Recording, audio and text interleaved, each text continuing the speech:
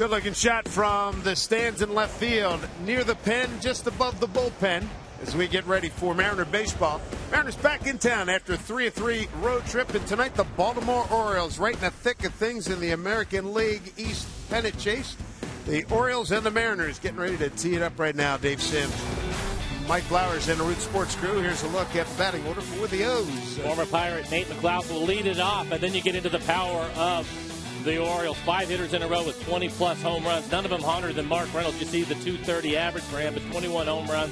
A bulk of them in September. 7 here in September. Machado, the young kid coming up, he will hit 7th, and it's Chavez and Andino to round out the 9. Hector Noesi on the year, a 5.54 ERA, 100 innings pitched for him. 62 strikeouts, opponent's average 257, and it's been the long ball that has hurt him. 20 home runs over those 102 innings for Noesi. Done well his last couple of times out of the pen. This is a different story starting against a team. These are, we've talked about over the last few weeks, these are very meaningful games on the remainder of the schedule for the Mariners. Here's the first pitch from the West. It is in there for a called strike one. Chris Guccione. Home plate umpire Jordan Baker at first, Ron Culpa at second, and Wally Bell, crew chief, at third. Nate McLeod. Swing. Miss. Gives you an idea on the first 2 pitches. The first one 95 miles an hour. He's able to run it off the outside corner. And that last one, a little cutter at 96 in on the hands. If Noesi can stay aggressive in the strike zone, should have some success today. This one well hit. Down the line, right field, deep. Gone. Home run, Nate McLeod. 1-0 Baltimore, just like that. Third pitch of the ball game. 4th home run for McLeod, his 15th RBI. And already Noesi in a hole. Well, and these are one of the mistakes that we've talked about with Noesi. He gets out in front of him at an 0-2 count. Comes back with a fastball, which I like, but he didn't locate it. He throws this pitch in the middle of the plate. McLeod hits it out of the ballpark. You can see Montero set up on the outside corner, and that ball pulled back middle in, right down the line. J.J. Hardy, the shortstop. 236, 21 homers, 65 runs batted in. 335 feet on that home run by Nate McLeod, the former Pirate and Atlanta Brave. To left field for Michael Saunders. 1 down. Take a look at the rest of the defense for the Mariners. In center field will be Franklin Gutierrez. Eric Thames getting the start out and right. Normal infield. Seager at third. Ryan Ackley playing up the middle. Justin Smoke, your first baseman tonight. Jesus Montero will do the catching. His last outing against the Blue Jays. Couple innings pitched. Gave up just the 1 hit in 28 pitches. There's Chris Davis. Last month had a 3 home run game. He's got 26 on the season. 70 runs batted in. Second on the team, Adam Jones, who's on deck. Jones has 29.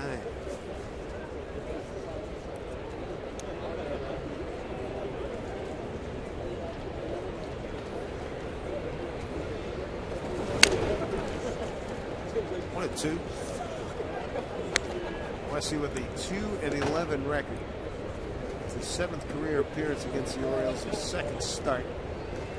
1-2 record, a 3.38 ERA. Look at Davis. And productive.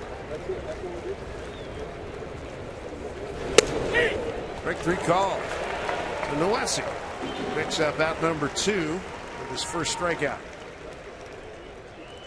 It's an interesting club, the Orioles. We take a look at this last pitch again in the middle of the plate.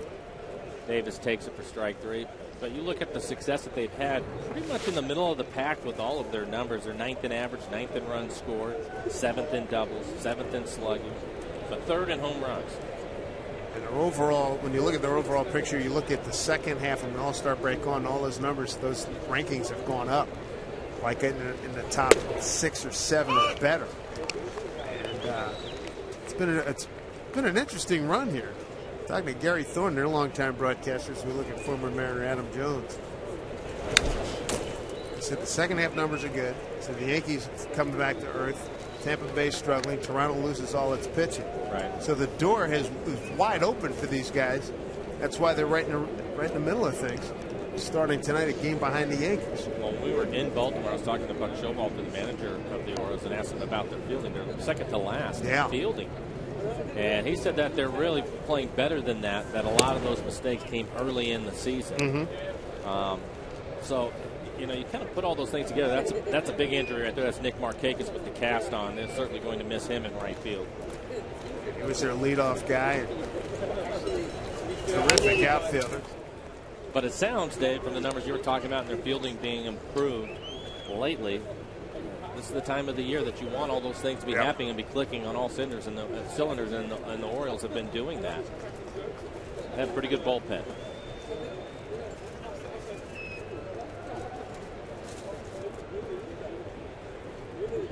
All in 2 strikes, the former Mariner Adam Jones, team leader, 29 home runs, 1-2 pitch. Jones having a great year, leading the club in batting average, runs, hits, total bases, doubles, triples, home runs, and 2 off the pace in RBI. Matt Wieters leads in that category with 76.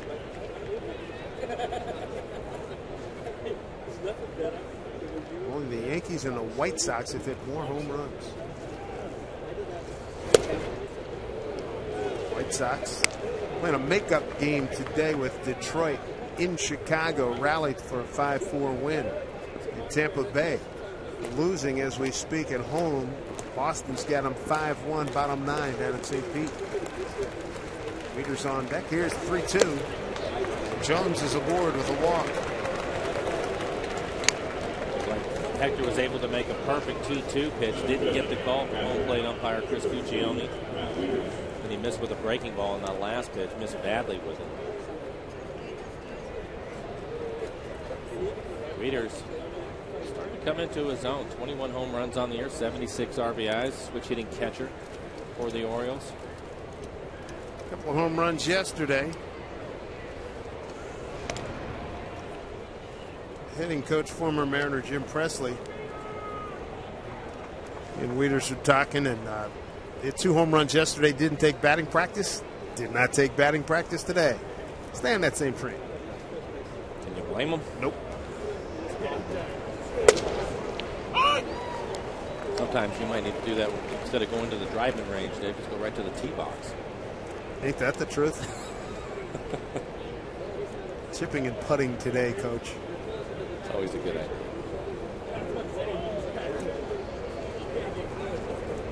Here's the 0-1. Fouled off.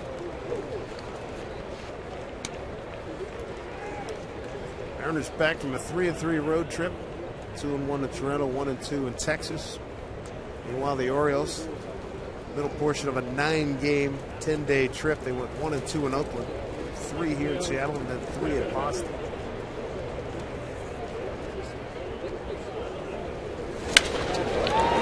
Flips that one into right field. Jones make the turn and get the third easily. First and third, 2 outs here in the first inning. 1-0 Baltimore. Nate McLouth's 8th career leadoff homer. Here's another power hitter, and Mark Reynolds. He's got 21 homers. And for Hector, we saw this earlier in the season from him. Again, another 0-2 pitch. Gets it up, base hit. The home run was on an 0-2 pitch. We take a look at the swing by Wieters. 21 home runs, as Dave mentioned. He's been hot. A couple home runs yesterday as he flips this ball out into right field. Solid line drive. That's a pitch Hector wanted to go with the breaking ball there, and he has to bounce that pitch. He has to get it into the dirt, see if he can get a swing on an 0-2 count. No reason to give him another strike. Reynolds went upper tank last time Baltimore was here earlier this season. Sort of like a poor man's Adam Dunn. Big home run guy, a lot of strikeouts. He's got some big time pop. And he's been hot. 292 over his last 36 games to raise his average to 230. I think when we were in Baltimore, he was right around 200. Yep. Struggling badly. And only had, I think, 6 or 7 home runs. And now you look at it, he's put together a decent year. Orioles were here in early July.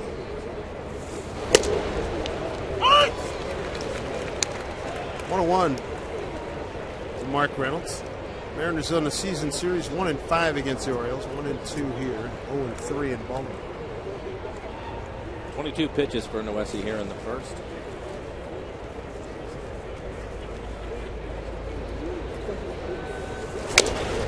Chopper.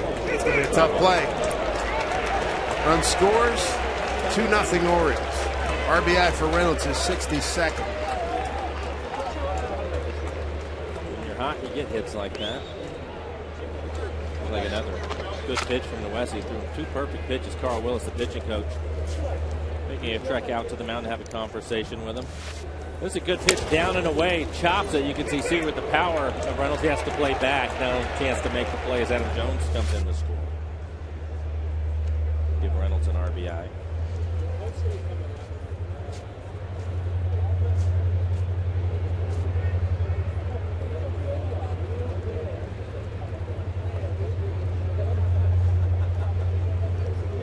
For Noesi, faced 6 batters. 3 of them he's thrown a first pitch strike to. Overall, 23 pitches, 15 strikes.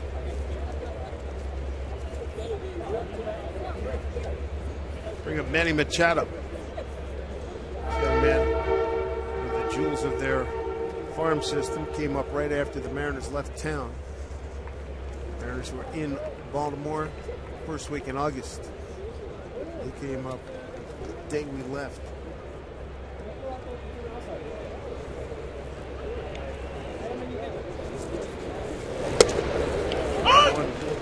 Shortstop in minor leagues, but they've asked him to play third base when he was called up. I think that's an easy transition for most shortstops. He's done it well, too. Pitch misses outside, 1-1. You're right about Reynolds. When we last saw him, he was hitting .209, 6 homers, 22 RBIs.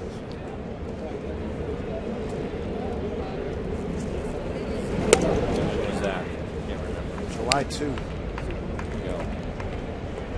So over the last 2 months, he's basically put together his season.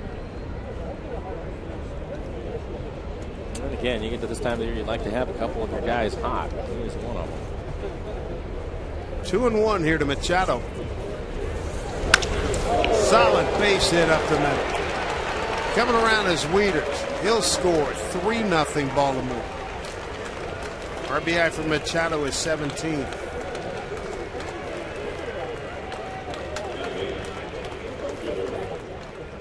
Down the second goes Reynolds. Take a look at the swing by the young third baseman of the Orioles. It's a hanging breaking ball. It's up, belt tie, middle of the plate, and he hits it right back at Noesi. Just missed hitting him in the leg with that line drive. 8th man to the plate. The guy who was a favorite here. Look at 2 on, 2 out, 3 runs in. Andy Chavez. He had gone home. Venezuela had called him back after a spell, after Markakis went down. It's just good to see him back and healthy again. Had that terrible knee injury. Right here. Right here. It's awful.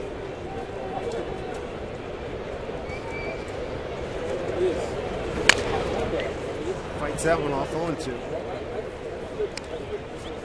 Ran into, was it Betancourt that he ran into? Yep. Betancourt full board. Didn't hear. Never heard Indy saying I got it. I remember we looked at the replay and you could see Indy saying I got it, I got it. And Uni was like the 100-meter final. It's just straight out. Never heard of it. Blew up his knee. What that was. Indy was playing really well for the Mariners at that time. He was. Good leader. Noesi's thrown 30 pitches. Facing the 8th man in the order.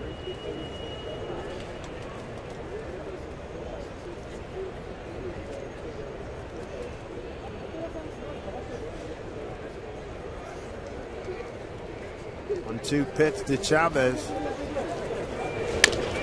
Back to Noesi. This will do it right here as he flips over to Smoke with some damage in the first inning. Mariners in an early hole, 3-0. when we come back here to Safeco Field.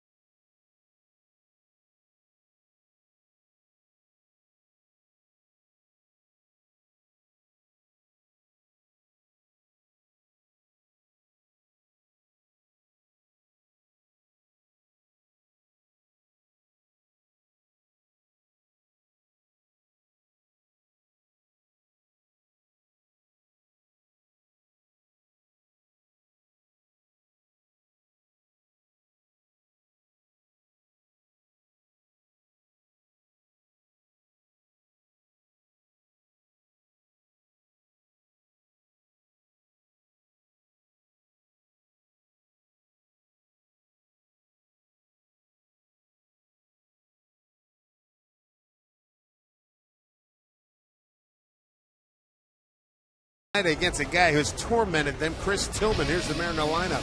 Tonight's starting lineups brought to you by Chevron. Dustin Ackley to lead things off. This Gutierrez, Kyle Seager. Season high 7-game hitting streak coming in tonight. He will hit third. Montero, Jaso the DH tonight hitting fifth. Saunders, Smoke with 5 hits in his last 2 games, including 2 home runs. So hopefully he'll continue on that pace. Then it's Eric Thames hitting 8th. Brendan Ryan rounding out the 9 for the Mariners. For Chris Tillman on the season, 7-2 record, a 3.39 ERA. He's only pitched 61 innings. Has 49 strikeouts over the 61 innings. The defense playing behind him in the outfield. Fast outfield. They're going to run down a lot of fly balls. McLeod, Jones, and Chavez in the outfield for the Orioles. And on the infield, Machado, the third baseman, Harding, and Andino. Andino, a tough year at second base defensively. Mark Reynolds, your first baseman, and Matt Wieters will do the catching. Former Mariner farmhand Chris Tillman delivers the strike to Ackley. Ackley, Gutierrez, and Seager here in the first inning. Tillman, average fastball, it'll be 91, 92. Has some pretty good run on it. He will also use a curveball. Mariners, again, have seen him a few times, so hopefully they can make some adjustments. He's had a lot of success against the Mariners. Numbers are crazy good this year. 2-0 and 0.57 career, 3-0 and 0.83.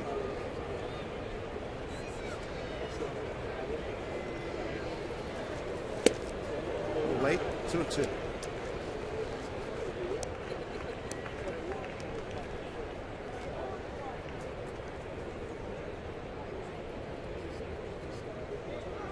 Two balls, 2 strikes. Pitch. This is outside, full count. All 5 pitches away from Ackley, trying to keep the ball away from him. Orioles a game behind the Yankees. Yankees idle tonight, the American League East. 3-2. Dustin Ackley with a couple of home runs on the road trip. Hit 1 in Toronto and 1 in Texas. 1 in Toronto. 452 feet straight away center field. Almost hit the restaurant. We heard the other day it's the longest or second longest hit by a Mariner this year. Fouled up. And you can see all the pitches trying to stay on the outside corner to Dustin.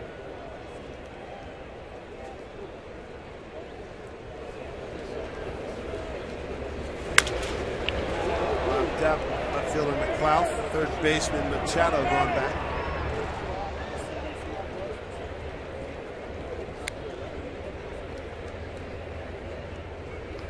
Eric Wedge very complimentary of his players, saying, hey, nobody's fixated on the finish line. Everybody's playing hard, grinding, and just playing all out. He loves it as well as should.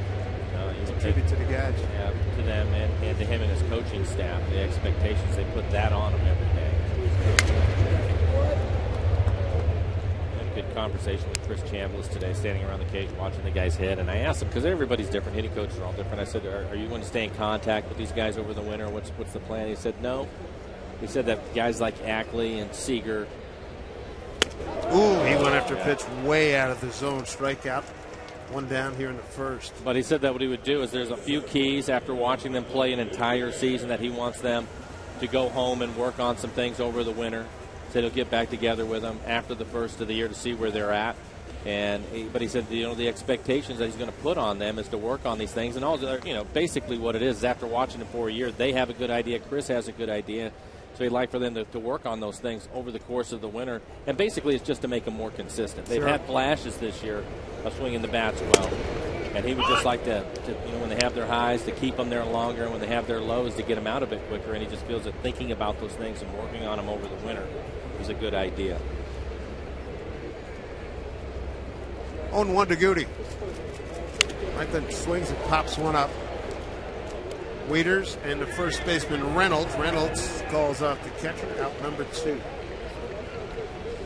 2 outs here in the Mariners' first. Root Sports is looking for the biggest Mariner fans in the Northwest, going state to state to find the most passionate in our region. This month we want to hear from devoted fans in Washington, so log on to rootsports.com and show us why you're the Mariners' ultimate Northwest fan. Quick 2 outs here in the Mariner first. Brings up Kyle Seager. Kyle again, a 7-game hitting streak. 0 for 30, hitting an even .400 over that streak. Has his average up to 258 now. Leading the club in home runs and RBIs. 18 home runs, 81 RBIs for Kyle. And look at the individual numbers.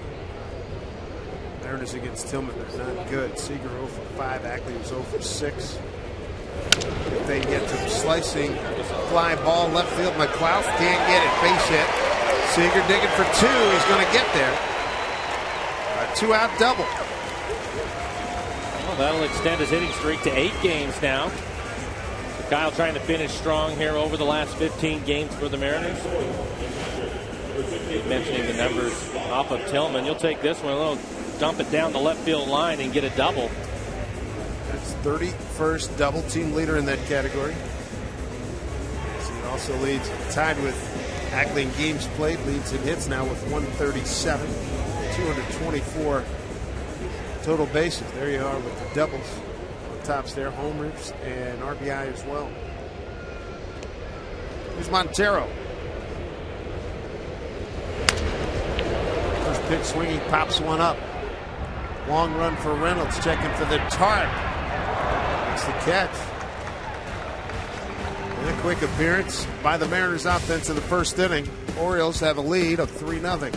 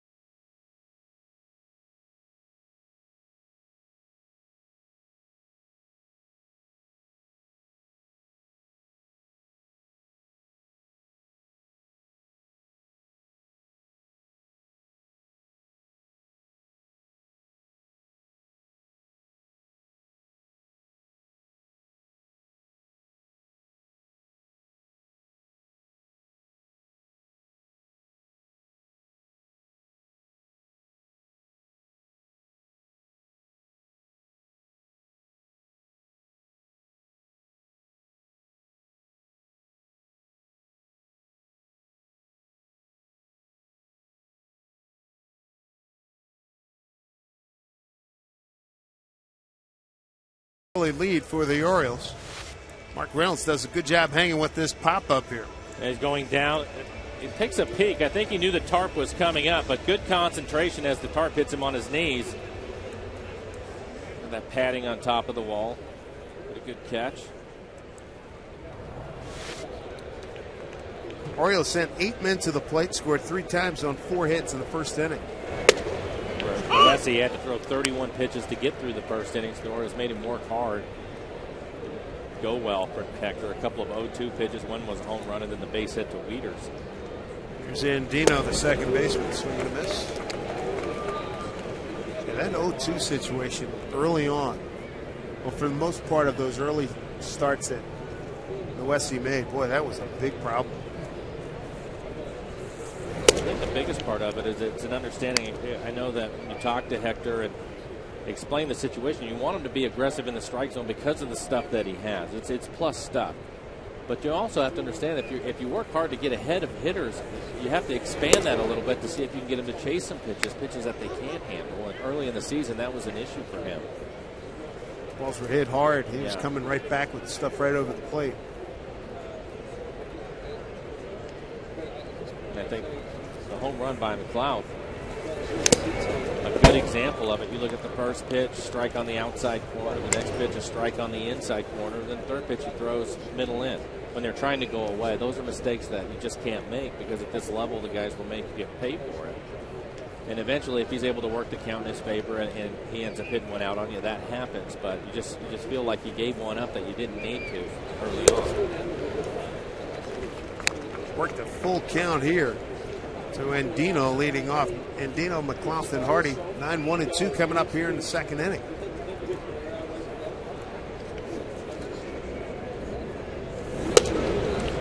And he walks Andino to lead off. Second walk.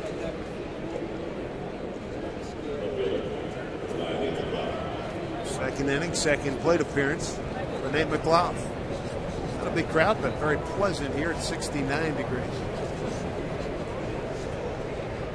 The wind not a factor, all the flags hanging straight down out in left field. We all appreciate the extended summer weather that it's gorgeous today. Coming into the ballpark, it's 80 degrees today down there watching the guys take batting practice. Beautiful.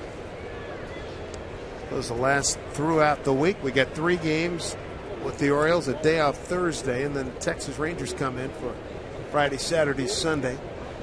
The Mariners on the road again. Off day Monday, and then 3 games starting Tuesday in Anaheim. Broken bat, Loper, right field, coming on hard. Thames can't get it. Throw to third, cut off. Orioles in business again.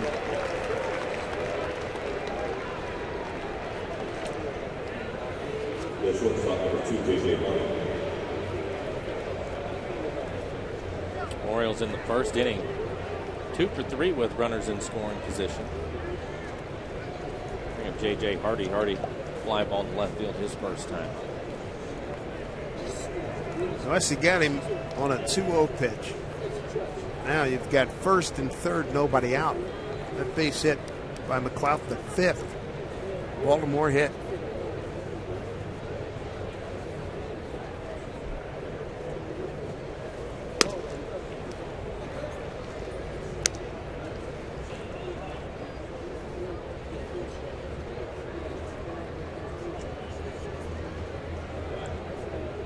Westie and Montero coming over from the Yankees. Michael Pineda deal. Here's the 1-0. Cued off the end of the bat, strike 1, 1-1. Looked like a good slider on the outside corner. 42 pitches. Nobody out here in the second inning. Tampa Bay takes it on the chin, loses 5-2 at home to the Boston Red Sox. Phillies 3-1 over the Mets. Braves 7-5 at Miami, a final. Limited action for the Major Leagues. Long foul ball. Looked like a slider that Montero wanted to go on the outside corner with. He left it middle in. Little young fan here. 2 on and a 1-2 count to J.J. Hardy.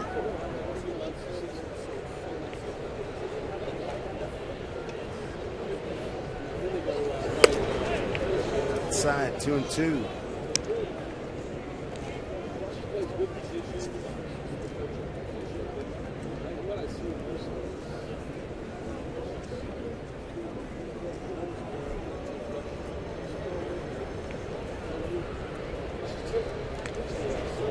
back safely is McLeod.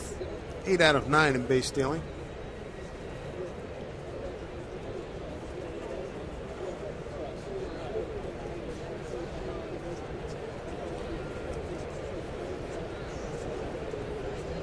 Hardy just 218 hitter against right-hand pitching, 292 against lefties. Pitch. Off-speed pitch up in his eyes, and he hammers it. Left field corner. Scoring is Andino. McLeod the third, 4-0. Baltimore. RBI for Hardy is 66th.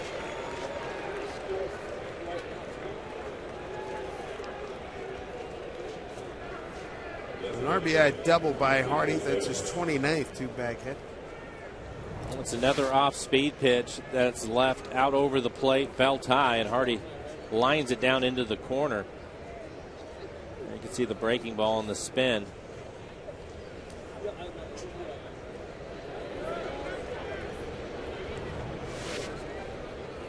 There's Chris Davis, struck out looking on a 1-2 pitch in the first inning.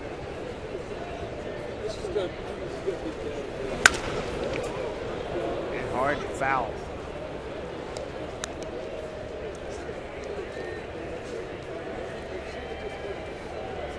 There is movement in the bullpen. Oliver Perez.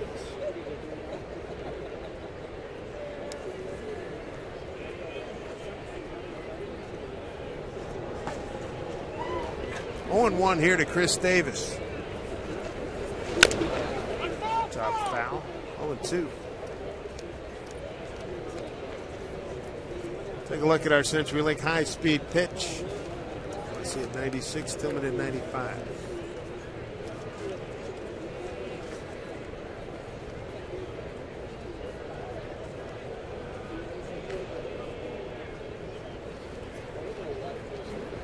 Two. Not bad.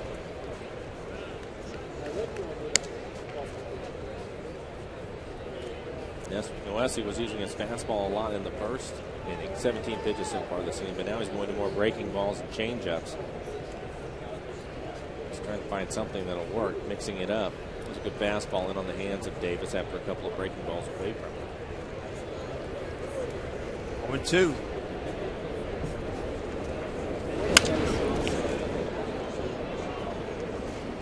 It off again. You got McLeod at third. You got Hardy at second. A run in. 4-0 Orioles in the top of the second. Nobody out. This next pitch will be 50 for Noesi.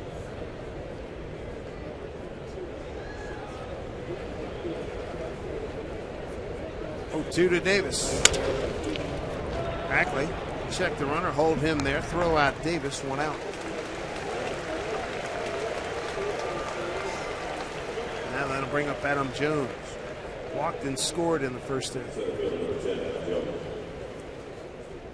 That's the other thing, too. We were talking about the schedule of the Mariners and it being difficult and the caliber of clubs that they're playing.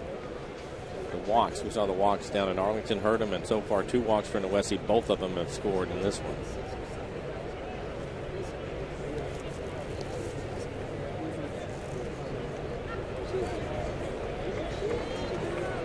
There's Adam Jones.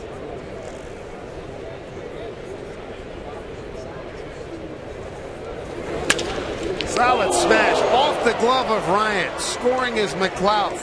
Hardy to third, 5-0. Baltimore. RBI single for Jones, his 75th RBI. Can't hit a line drive much harder than this one off Adam Jones. It looked like he knocked the glove off of Brendan Ryan as he dove to his left to try to make the play. Take a look at it. Another pitch, middle of the plate, smashed up the middle. Goes off the glove of Brendan Ryan. He did knock it off. Yeah. Screaming line drive by Jones. So Hardy moves to third. Jones at first. Here's Matt Wieters. Singled on an 0-2 pitch. Singled to right field. Ball 1.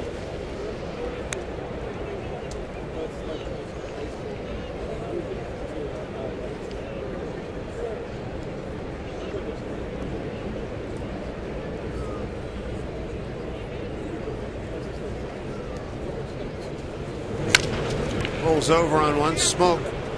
takes a lead runner. Dropped the ball. Going to third is Jones. Hardy had already scored. Jones being held at third.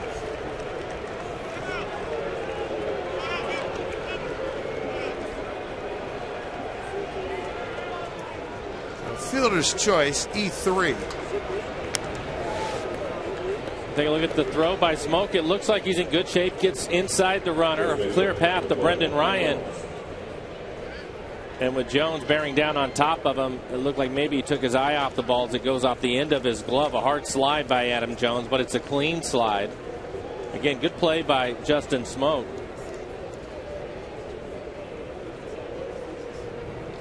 So a 6-0 second inning lead for Baltimore. 3 in the first, 3 in the second. It's still just 1 out. Runners at the corners.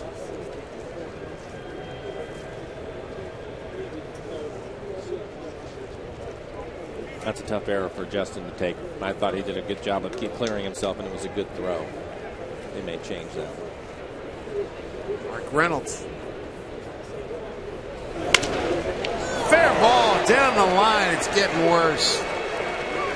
Jones scores. Going all the way to third is Wieters. RBI double for Mark Reynolds. 7-0 Baltimore. Reynolds' second RBI in as many at-bats gives him 63. Here comes Eric Wedge. Yikes.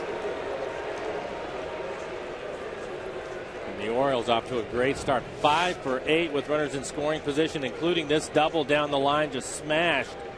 Kyle Seager trying to keep it on the infield, isn't able to get to it as it goes down into the corner. Not what the Mariners had in mind tonight. 7-0. We're on the second inning. 2 on, 1 out.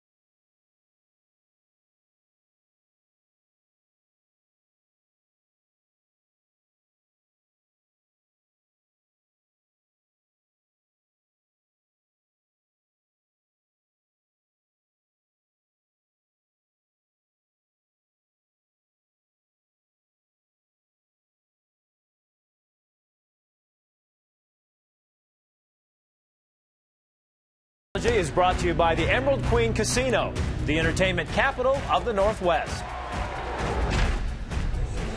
Well, pretty definitive performance early on here by the Baltimore Orioles. They've hung a 7 spot on the Mariners. They've barely broken a sweat here, coming out of batting practice. 7-0 Orioles with 1 out, runners at second and third, and Oliver Perez brought in to try to stop it immediately. Oliver has pitched well, a 1.48 ERA coming out of the bullpen for the Mariners. Opponents average 253. Fastball, slider, slurve. There's a good breaking ball, 78 miles an hour. Quick one to Manny Machado, and an RBI single to center his first time up. 3 runs in the first, 4 here in the second, 1 out, second and third, Baltimore.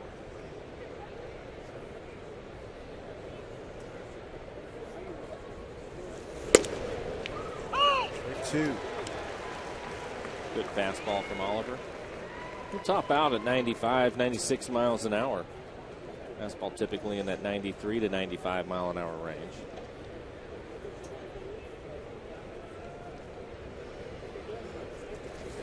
Breaking ball right to Ryan. Almost took his glove off again.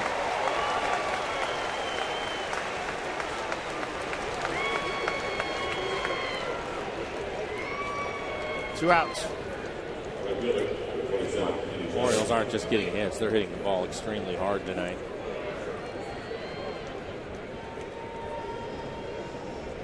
Bring up Andy Chavez. Boxing referees say defend yourself at all times. Ninth man to the plate. Chavez grounded out to the pitcher his first time up. Ball one. Mariners got some work to do. 8 men to the plate, 3 runs in the first inning from Baltimore. Ninth man to the plate here, 2 outs and 4 runs in.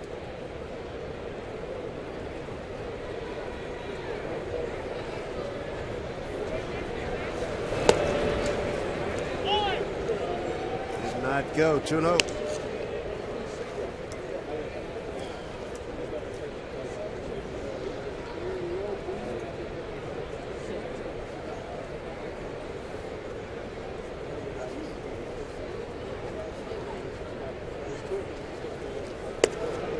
No.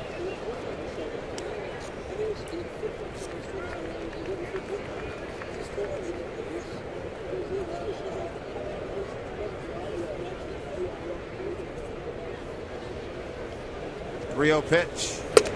Takes a strike.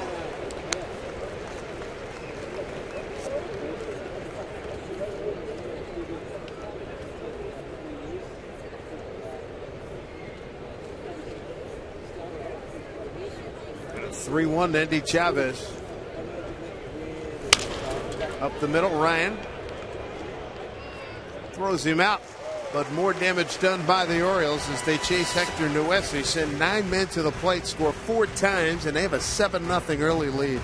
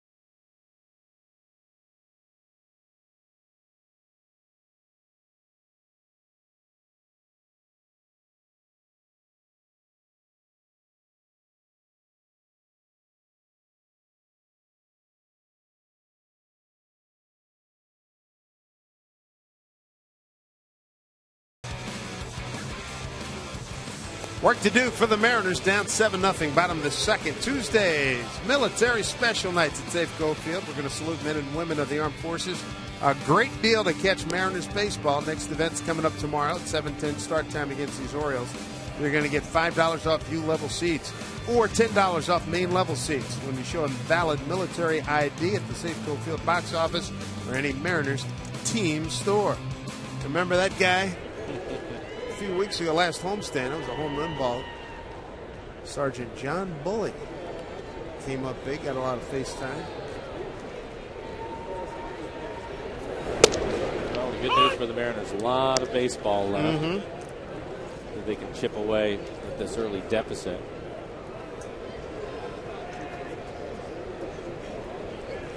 Chris Tillman's been very good against the Mariners. I mentioned in his career 3-0 with 0.83 ERA, 2-0 this year.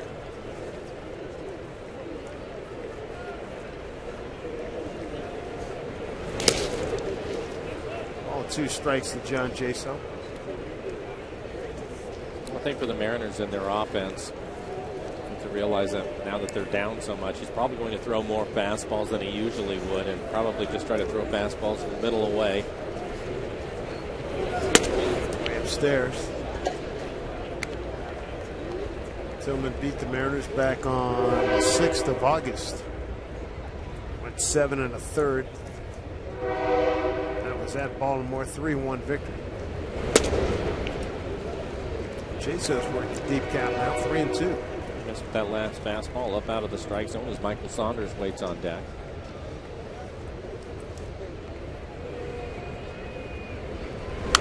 Two pitch foul back. 1 hit for the Mariners by Kyle Seager, and this too loud for this guy, but he's having fun. Now the train was going by. I'll back up this way.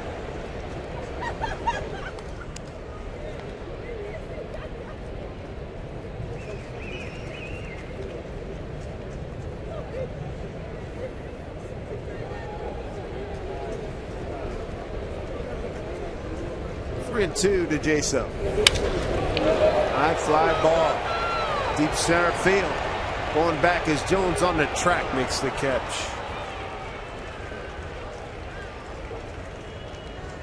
One out here in the Mariners' second. Let's bring up Michael Saunders. Michael, 249, 15 home runs, a career high for him in home runs this year with 15.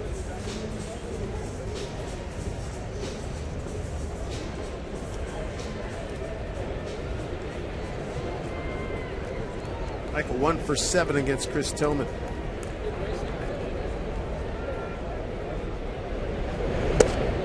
Strike 1.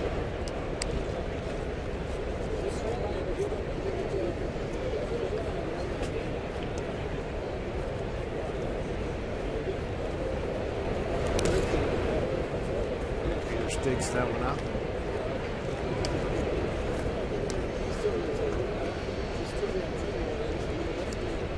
Chicago with that win extends its lead in the Central Division 3 games over Detroit. Fly ball left field, hit well. Going back, McLeod can't get it, home run. Good opposite field power by Michael Saunders, his 16th home run, 50th RBI. Mariners on the board at 7-1 Baltimore.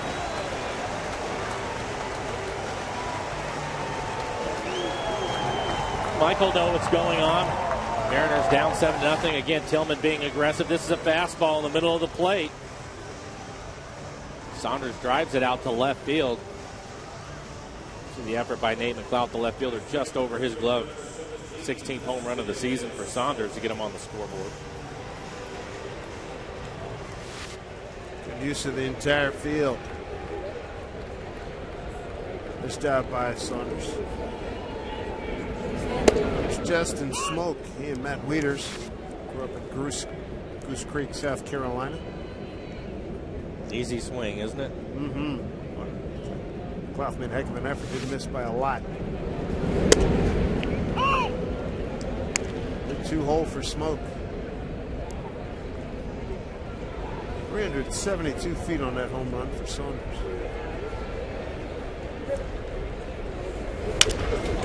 Ground ball hit to the shortstop. They had a shift on.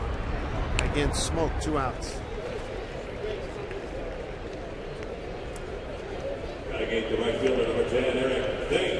Bring up Eric Thames. Saw Eric clubhouse today. Said, I know you're struggling. How you doing? He said, shook his head and grinded it. Said, I got a lot of things I'm working on. But it's going to get better. It has been a tough go for him. 1 for 9 on the road trip.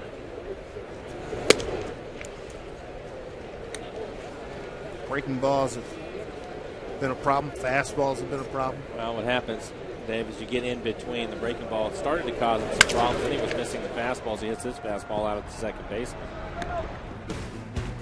Grounds out to the second baseman, Andino. That'll do it. Highlight of the inning, a Michael Saunders home run. He goes opposite field. 16th homer, 50th RBI. Mariners on the board at 7-1 Baltimore.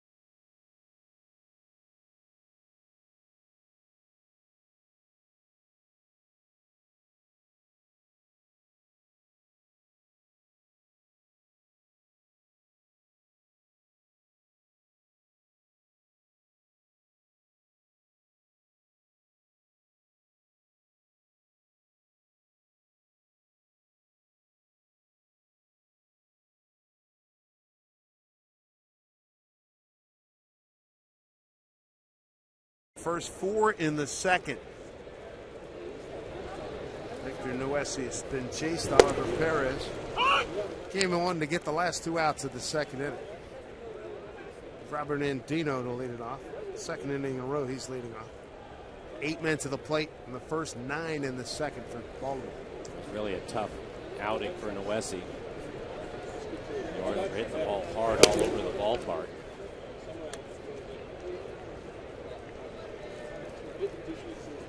Noesi, an inning in the third, 8 hits, 7 runs, 6 of them earned. A couple of walks, both those walks scored. He did give up a home run. Took his ERA from 5.54 to 6.00. Breaking ball, foul. Well, the good news for Eric Wedge is he has a lot of bodies out in that bullpen for all the call-ups. Some guys are going to get some work tonight. Probably like to get a couple innings out of Perez. And going to work his way down the list of guys that are in the pen.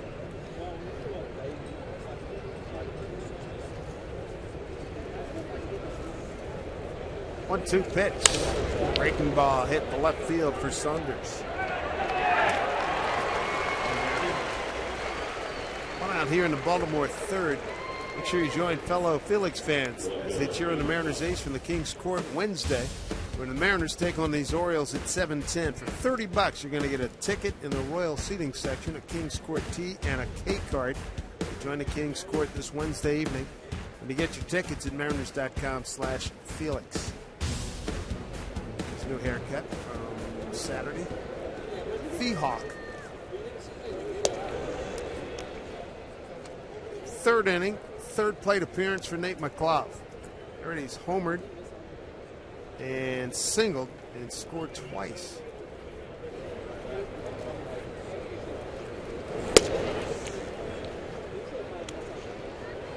It's been a good pickup for the Orioles. Former Pittsburgh Pirate. 273 overall. 4 home runs since joining the Orioles.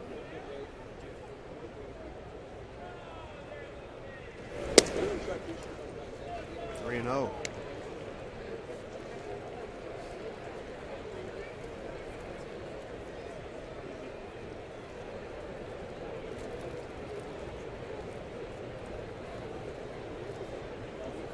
Perez has a 3-0 pitch coming.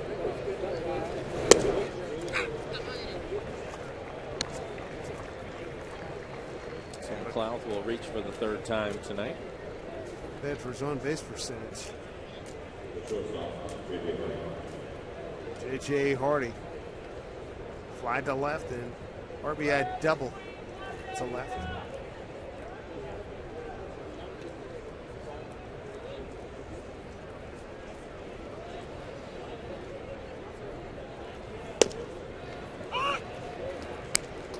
Perez, you know one thing, he can stay out there as long as you need him. You mentioned plenty of arms available. I think if Eric can get him through the fourth inning, he'll be happy with that.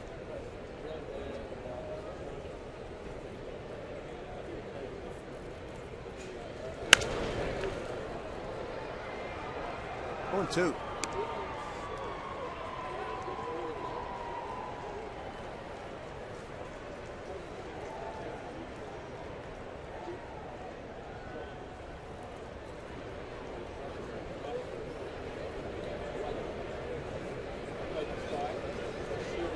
Here's the 0-2 to Hardy. My ball. Right center field for things. 2 outs. Here's Angie Mente. Guys here at the Ford Sports Desk, and the Tigers desperate to catch the Chicago White Sox in the AL Central. This one taking place in the Windy City. Sox had the bases loaded in the 5th, and Dayan Viciedo grounds out to short, and the toss to second is good, but the throw to first, hold on, lands in the dirt. Sox bring in 2, and they win it 5-4. It's our Sterling Bank score from the AL Central. Gentlemen. All right, Angie, thank you. Chicago opens up a 3-game lead now. Former Mariner Doug Fister gets the loss in that one. The makeup of the game from last week, they got rained out. Chris Davis, the hitter. Davis came over from Texas, trade deadline a year ago. Strikeout looking at a ground up tonight.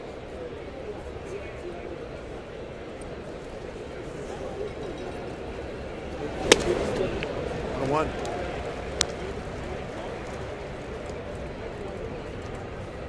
After this road trip, the Orioles go home for Toronto for 3, Boston for 3, and then finish the season 3 games at Tampa Bay.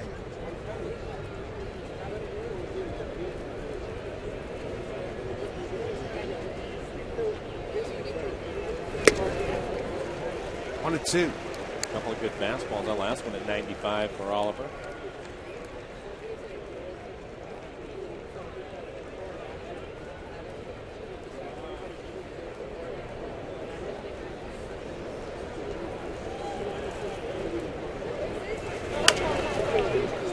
The Orioles have a losing record against the American League West, 13 and 15, but in their own division they're plus 11, plus 8 against the Central, and they went 11 and 7 against the National League, hence the lead.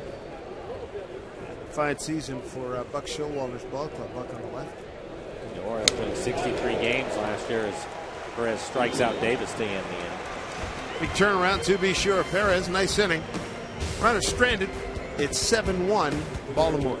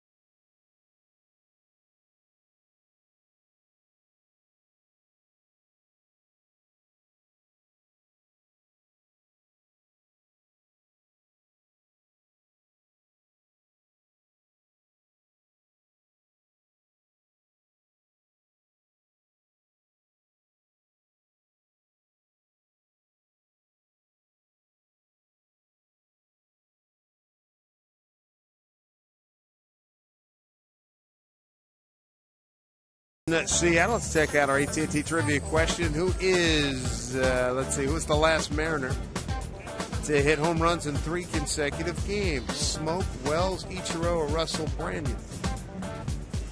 Smoke, Wells, Ichiro, or Russell Brandon? I'm going to go with Big Russ.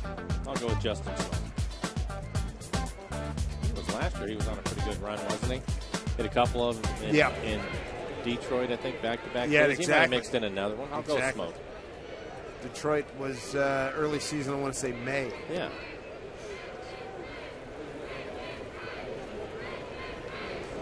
Brendan Ryan, Dustin Ackley, Franklin Gutierrez. Strike 1 to Ryan. Chris Tillman giving up a run on 2 hits. It was a home run by Saunders. Only tally so far. The other hit a Seager 2-out double in the first.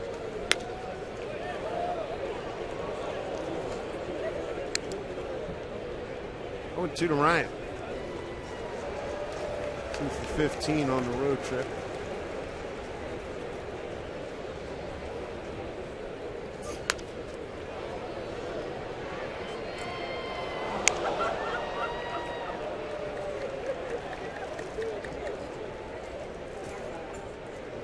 Chris Tillman, part of that Eric Bedard trade. Upstairs. Jones, Adam Jones, George Sherrill, Cam McColio, Tony Butler. February of 08. Went from the Mariners to Baltimore for Eric Bedard. Last I saw, Bedard had been cut by the Pirates. That's correct. About 3 weeks ago.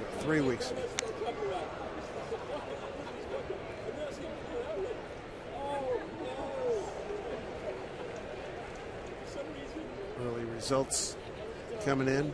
Fans going with Russell Brandon. Here's a 1-2. Fouled off again. I can tell you this, down watching batting practice, and Brendan Ryan right now is doing exactly what he was working on. That's trying to let the ball travel. They didn't want to get out there feeling for it and chasing some bad pitches. And Tillman going at him with the fastball. We'll see if he can stay with that. Help him hit the ball back up the middle. Fouled that one off. Tillman 6'5", 210, born in Anaheim, California, lives in Fountain Valley, California. Turned 24 on tax day, April 15th.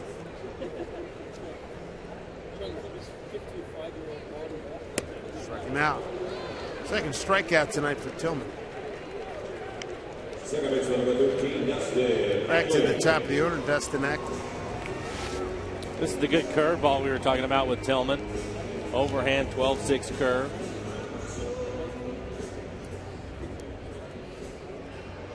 See, Brendan, he'll swing right over the top of it. It's a tough pitch to square up. That pitch down out of the strike zone. Pick one to Ackley.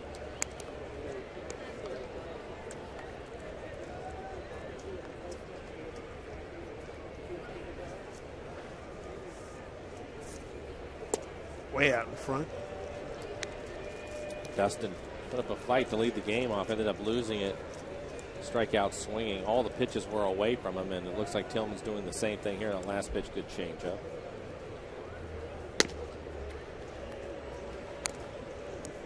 Tillman recalled on July 4th. Tonight's his 12th start of the season. Last 9 starts, 6-1, a 3.81 ERA.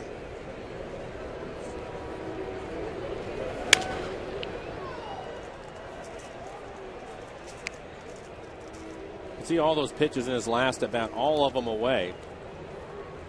Again, a 9-pitch at bat, 10 pitches. Finally strikes out, swinging at a pitch up out of the strike zone, and Tillman's doing the same thing here. All the pitches away. 1-2 pitch, pounded down to the third baseman Machado. Nice strong arm, and wow, what a play by Mark Reynolds to maintain contact with the bag. First base umpire is Jordan Baker. Yeah, Eric Wedge out of the dugout in a hurry. It looked like Reynolds' foot maybe came off the bag. It's a great play by Machado, the young third baseman of the Orioles. He showed the strong arm. The throw was wide, and Reynolds, instead of stretching out, just kind of fell forward. Eric's going to lose that argument. We'll take a look at the replay. Had to reach, and Ackley with good speed. Machado knows that and is able to spin and fire the ball over to first. We'll take a look at our McDonald's Super Mo. Shows a strong arm here. Then it's the play by Reynolds as he just falls forward to stretch out and make the play. And his foot was dragging across the top of the bag. Good call. That's well done. Yeah, it's a good call. 2 outs. Good job, Franklin Gutierrez. Outside for a ball. Franklin popped it to the first baseman. Reynolds, his first time up, he hit a pop-up down in foul territory, and Reynolds made the catch as he fell over the tarp. It's a good play by Reynolds. Play yesterday, Goody and Saunders in center field. I said, what happened on that? I said, neither one of us talked. We didn't communicate. I figured as much. Oh, the one that he dove for the last second to make the catch? He said, I said, did you get it figured out? He said, yeah. He said, neither one of us said anything. We looked at each other and thought each other had it. That ball's hammered down the line, goes foul. 13,036, the announced crowd here at Safeco Field. Yeah, that was strange, especially with 2 really good outfielders. Franklin already a Gold Glove. Saunders has played well out in center field. So to see that was a bit confusing. Big time. 2-1 to Goody. Foul ball. Goes the other way, out of play. Play beforehand, ricocheted. Look out! Tried to get his hand up to block it, but it looked like a little bit of the collarbone. You can talk to Olivo about that. Oh my goodness. 2-2 here. Might be, let's see. Hardy, though, he had a great jump. Good beat on it. And he makes the catch. Tillman goes 1, 2, 3 in the third. It's all Orioles, 7-1.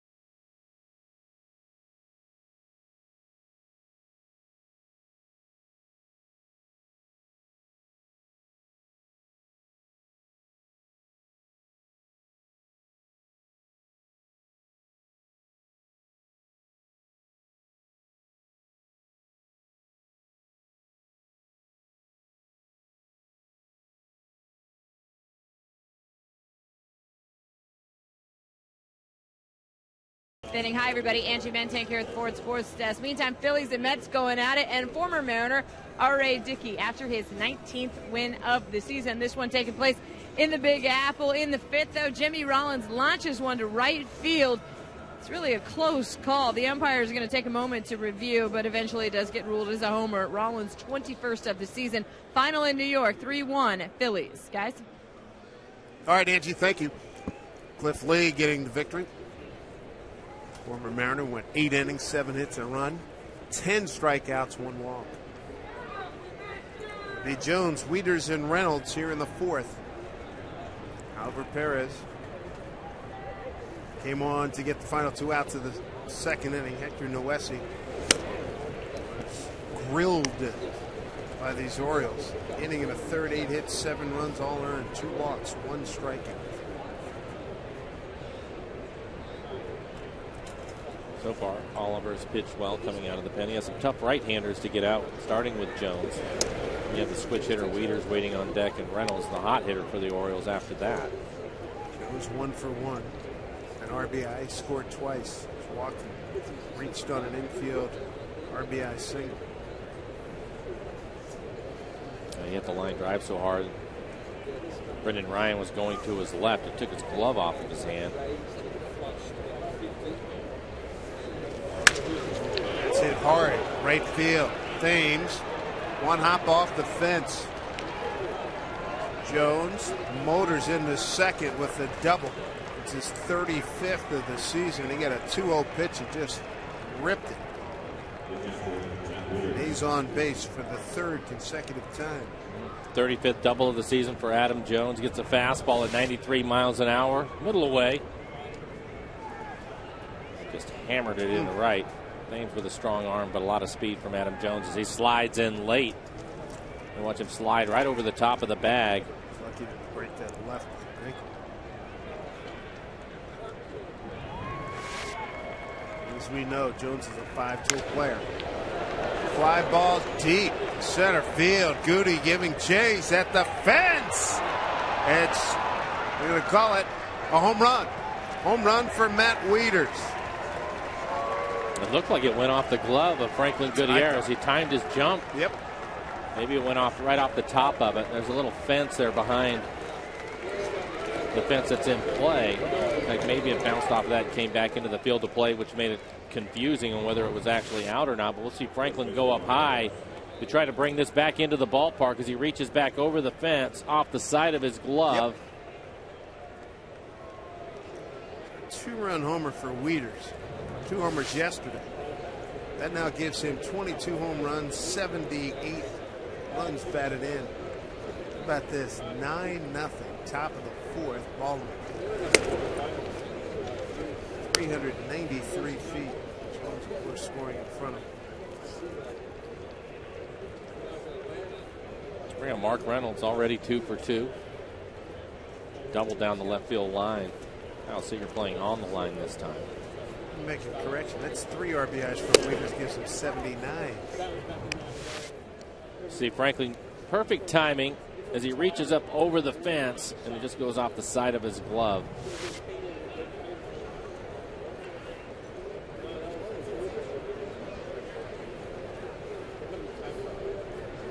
They're enjoying this.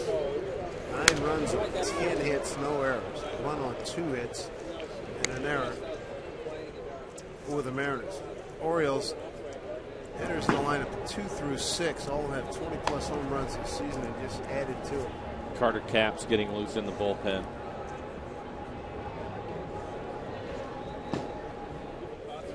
The 2-1 count here to Reynolds. Smoke. Calls everybody off.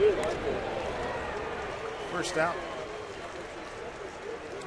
1 down, 2 runs in here in the 4th. This Thursday on Root Sports, we bring you a new episode of Seahawks All Access. Join us as Pro Football Hall of Famer Warren Moon looks back at the big plays from the Cowboys game. Great job by Seahawks. And a look ahead to Monday's tilt against the Green Bay Packers. This and more on Thursday, 10:30 p.m. only on Root Sports. Outstanding Seahawks performance yesterday. Down low to Manny Machado.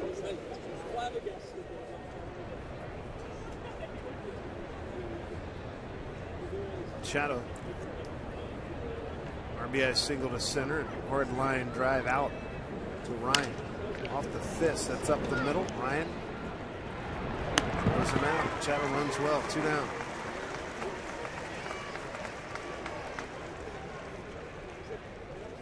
Bring up Andy Chavez. Chavez 0 for 2. A couple of ground outs. Grounded back to the pitcher and then grounded out to Brendan Ryan out at short. We had to handicap this American League East. I mean, who do you see as the lone survivor?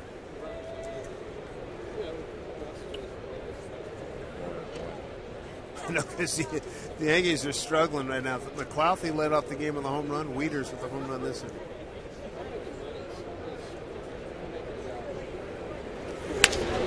Left field, Saunders. We got plenty of time to ponder that. Okay, thank you. Bottom of the 4th coming up. 9-1 Baltimore.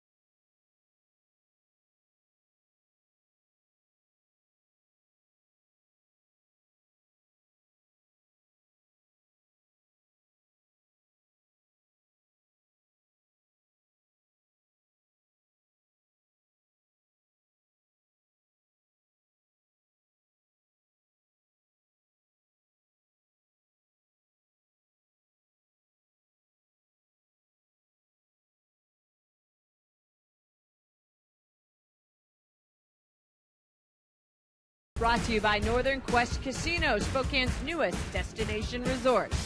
By BECU, we are BECU. Join us. And by Ford, we are local. Guys?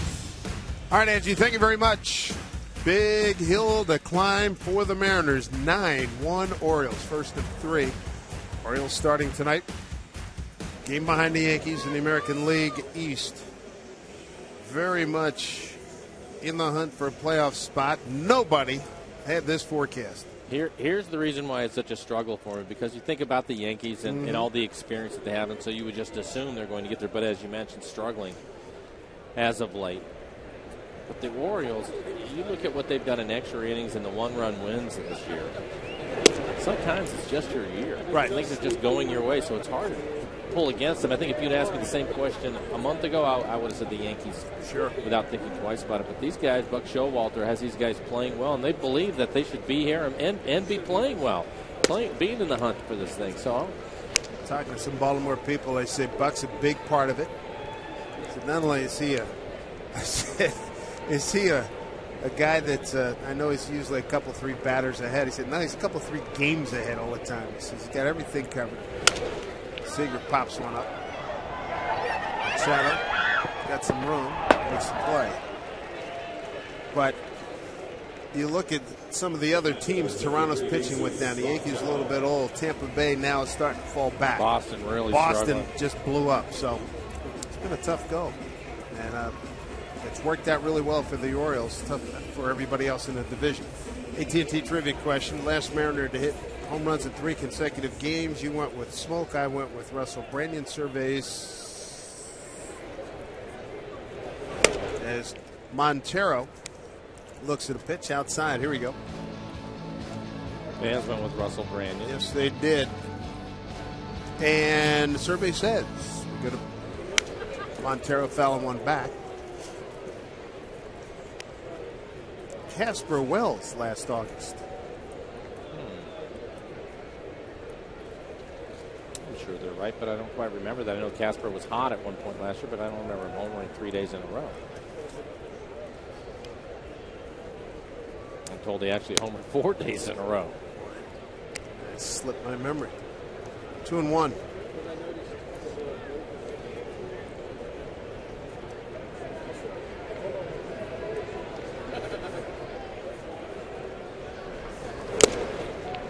Two balls, 2 strikes to Montero, fouled out to the first baseman Reynolds his first time up. For Tillman, he's been right about 75% fastballs. You would think that would be the case when he has a big lead. 9-1 now for the Orioles. Right field for Chavez. 2 outs. Bring up John Jaso. Fell behind 0-2 in his first at bat. Worked the count full. Gave it a pretty good ride. Took Adam Jones, center fielder for the Orioles, up against the fence to make the catch. So he's 0 for 1.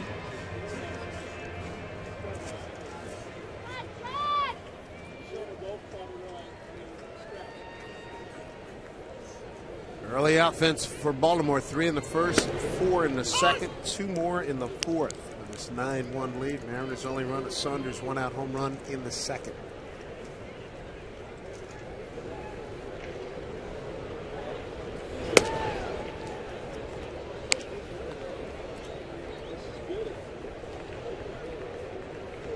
Next pitch will be 60 for Tillman.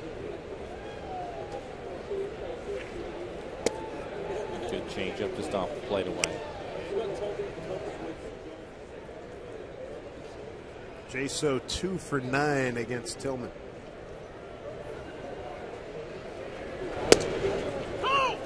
Count evens at 2-2.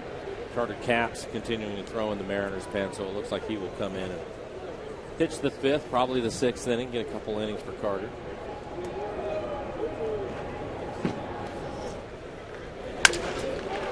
Right to the second baseman, Andino. 1-2-3 go the Mariners.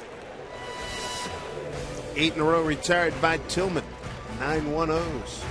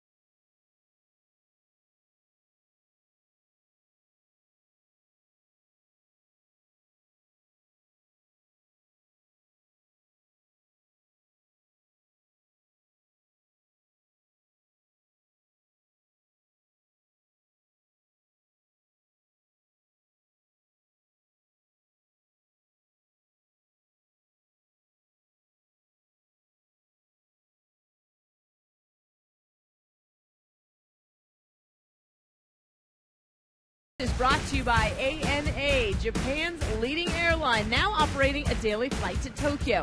Visit fly-ana.com.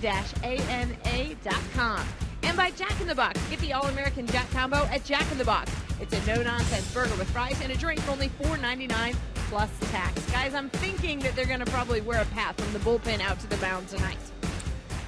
I like your chances on that one, Angie. Thank you very much. Carter Cap's going to get his turn here. Third pitcher this evening for the Mariners. Hector Noesi started, didn't last long. Oliver Perez just went 2 2/3. Here's Carter Caps. 20 strikeouts and 16 1/3 for Carter. This will be his 13th appearance on the season.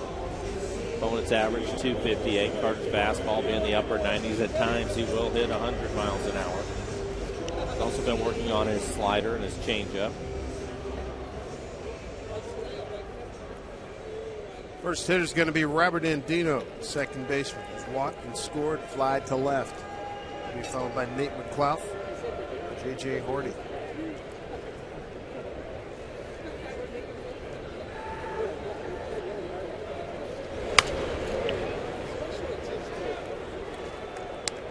Nine runs, 10 hits, no errors.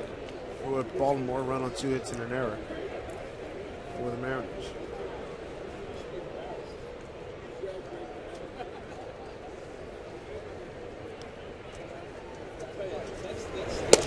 Outside, 1-1.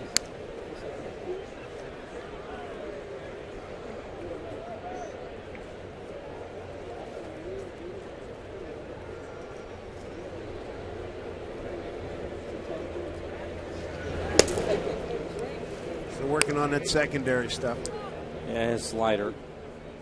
At times he'll get his hand around the outside of the ball and flattens out on him. Looks like a big frisbee coming in there. He throws the good one, though. It's nasty. It's going to be tough to hit. Back with a strike, 2-2. Mariners on the infield, Seager, Ryan, Ackley, and Smokes. Saunders, Gutierrez, Thames in the outfield with Montero behind the plate.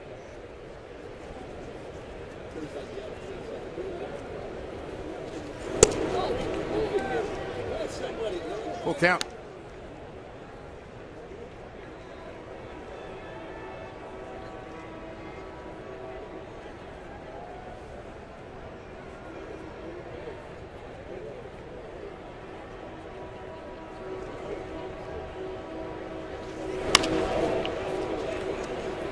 Thames, long run to the line, and he's there at speed for jump.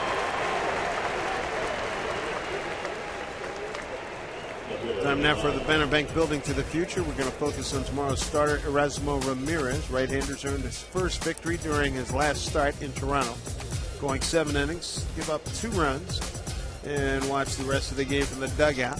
The Mariners held on. Great moment watching him rejoice getting that first big league win. He pitched well. He pitched really well in that game. Top of the order, Nate McClough. We saw everything that we were talking about with Ramirez leading up to that start and his numbers in the minor leagues and what he had done. But he came in, commanded the fastball well, had a good breaking ball, and he was able to throw for strikes, even at times when he was behind in the count.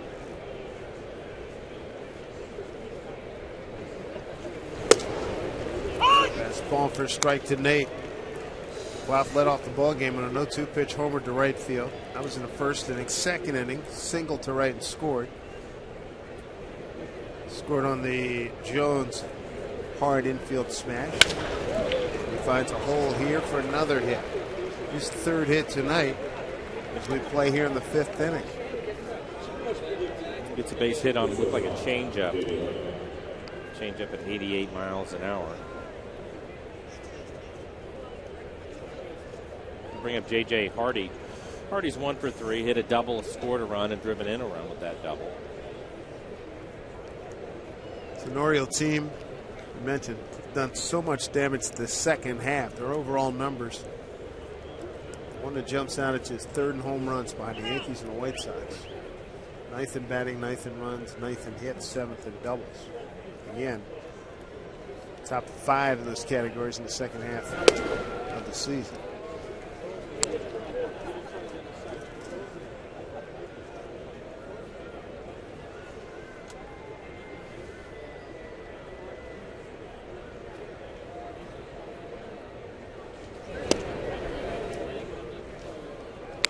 just behind 2-0. You know, when you think about it, too, with the Orioles being third in the league in home runs, they better be in the top 5 with the ballpark that they play in, because clubs coming in there are definitely going to hit their share, so they have to keep up the pace with that, and they've done that this year. This one hit to center field. Goody's under it. And that will be the second out as McLeod got all the way about 2 steps from second base and then hustles back. So 2 outs. Make sure you do not miss one of the biggest nights of the year. Fan Appreciation Nights coming up on Friday. Mariners say thanks for your support this season. Had great giveaways all game long. And they include round-trip tickets from Alaska Airlines, Holland America Cruises, a flat-screen TV, autographed jerseys, and much more. So join the fun at Fan Appreciation Night. Get your tickets at mariners.com/fan. 2 outs, Chris Davis. Davis, a strikeout looking, ground out to second, and a strikeout swing. He had 2 outs up on the scoreboard. I think McLeod thought that there were 2 outs. He took off running, and then when he saw the infielder setting up for the replay is when he turned around and ran back to first. That default, I saw him standing. He was 2 steps from second. Right.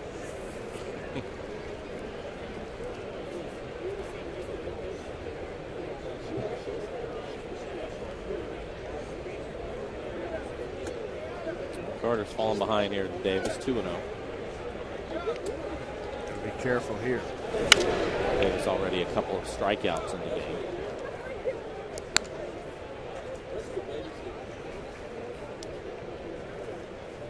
And he will do that. He'll strike out, but 26 home runs on the year for Chris Davis.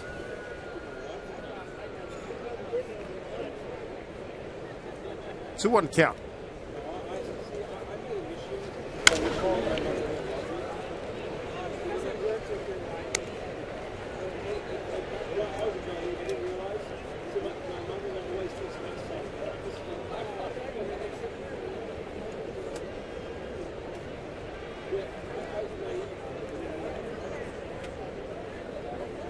Davis pitched the game, won an extra inning game earlier in the season. He got pulled big time. That pitch by Carter Capps, 3rd time Davis is K'd tonight. Orioles leave a runner. We go to the bottom of the 5th, 9-1 Baltimore.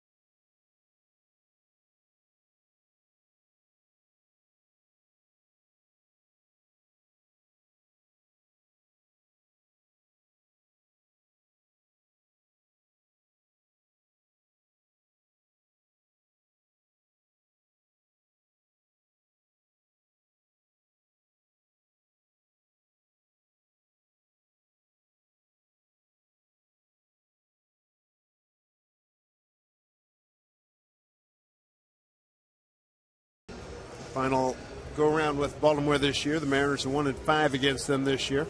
Michael Saunders last time up. 2nd inning, 1-1 pitch. Loaded out. Michael's been the offense for the Mariners. That's the 1 run that they've scored on that solo home run. The 16th home run of the season for Saunders.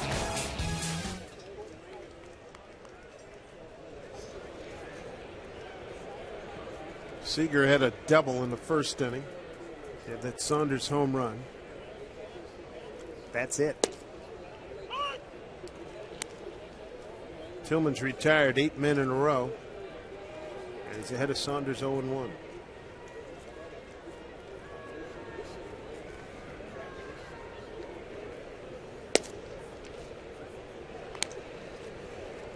Tillman, your approach now is basically have a catch, keep the ball down low. That's it. Throw fastballs on the outside corner.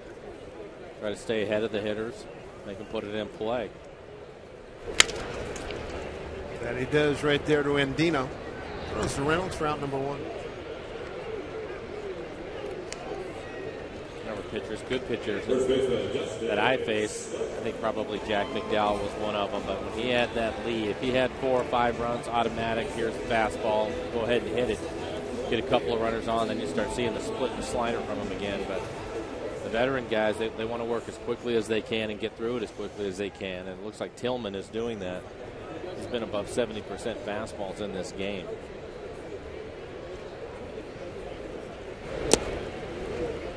Orioles, like most teams, put the shift on for Justin Smoke, and they swung around on the right side of the infield. Justin grounded out to short his first time up. You can hear that up here, and off the pad in the shin guard. Really had a good series against the Rangers. Last 2 games, 5 hits with a couple of home runs. Thought it was interesting talking to Chris Chambliss about Justin today. And we were talking about switch hitters in general, and he said so many times switch hitters will try to have both sides of the plate look the same and feel the same, and he said it never works that way. And I think Justin's on board with that. He's made a few changes. One of them is changed the bat that he's using. Chris thought that he wasn't getting his left hand, his top hand, in his swing as much as he would like, so he wants him to keep his left hand on the bat longer. And then they went to a little skinnier handle for him to see if maybe that'll help him. And we saw a big difference of that in Arlington. So hopefully over the last couple of weeks that'll be the case, and he can feel good about things this winter. Bat speed did look a little bit better. Well, I think the thing too is when you look at him, his natural side is his right side. Obviously he's going to have to hit left-handed more because there's more right-handed pitching. But the thing that for me is him being left-handed, his right arm, his arm that he's pulling down with the bat with, he said is actually pretty strong, and it's his left hand that he has to get involved more into his swing. And that's what they've been trying to do, and we've seen just by those couple of changes, the results were pretty good in Arlington. Now it's obviously a really short sample size, and he's going to get a chance to play over the last couple of weeks. As you take a look at this swing, you see him pulling with his right arm and then his left hand getting in there, and watch him take batting practice. The ball is really jumping off his bat. 3-2 pitch, strike, 3 calls. That pitch wasn't close. That's a hang with him at bat right there. That pitch looked like it was off the plate away. 3rd strikeout for Tillman, has retired 10 consecutive hitters.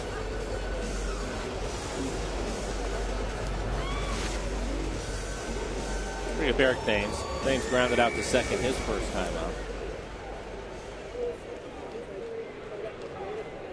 Thames trying to shake himself out of a big slump.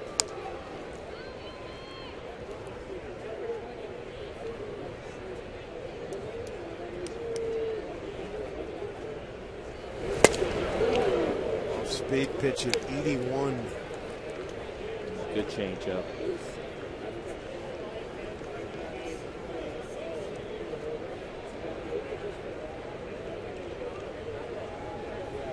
One pitch. 2.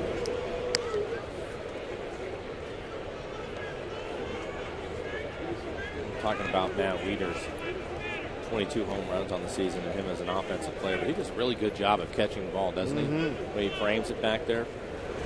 Big man, too. And he, too, is a switch hitter. Wieters started tonight 224 from the left side, 317 from the right.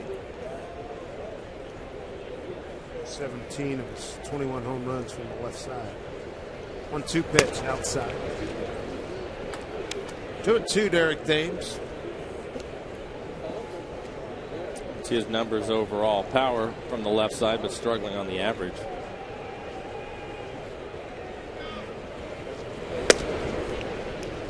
Full count.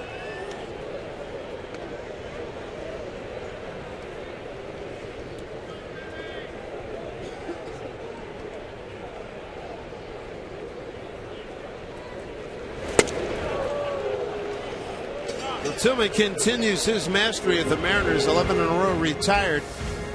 As we have played 5, it's all Orioles at 9-1.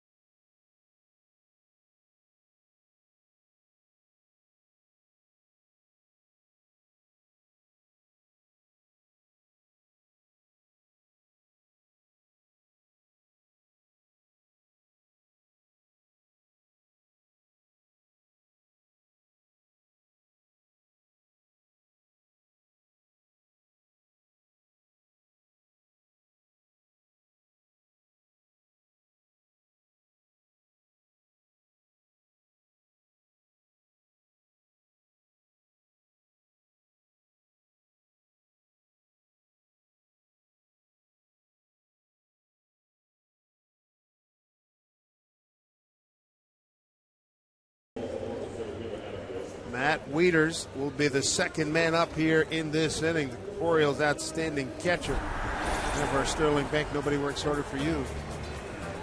Talking about his right-handed swing.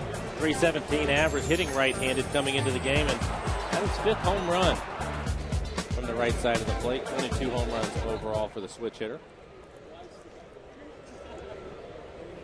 Before we get to Mr. Wieters, you got Adam Jones.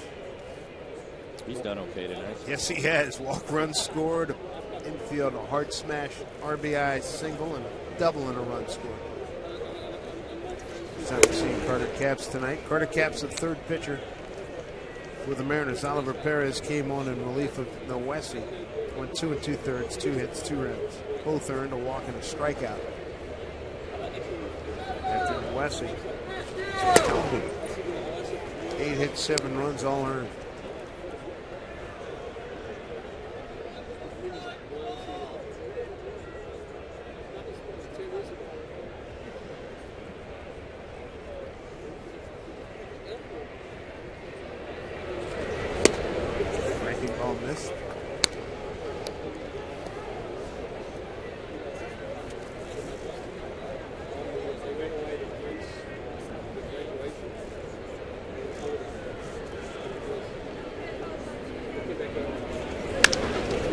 Stayed on that pitch as Capps tried to come from that third base bag.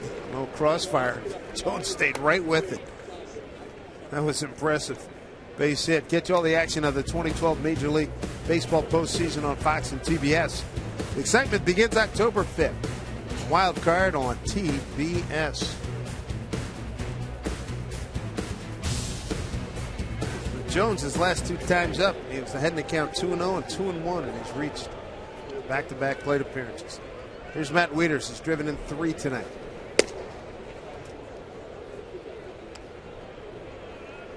Adam Jones has hit the ball hard all 3 times. Already talked about him taking the glove off of Brendan Ryan that last one. 97 miles an hour, and he turned it around. 1-1.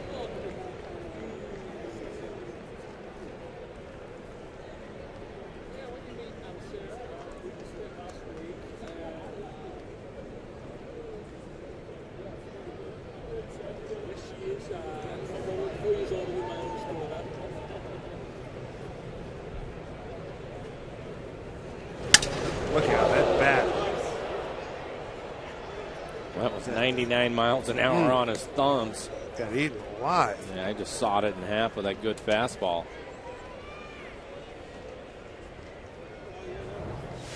There you go, 99 miles an hour, and Wieters hits it right above his thumbs.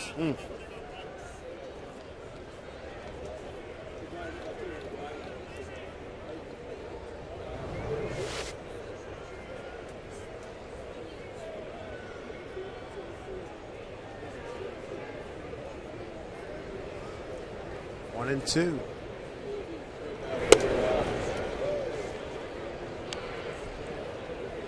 Count even at 2-2 with Adam Jones at first. Nobody out. Top of the sixth, 9-1. Baltimore. 3 in the first, 4 in the second, 2 more in the fourth.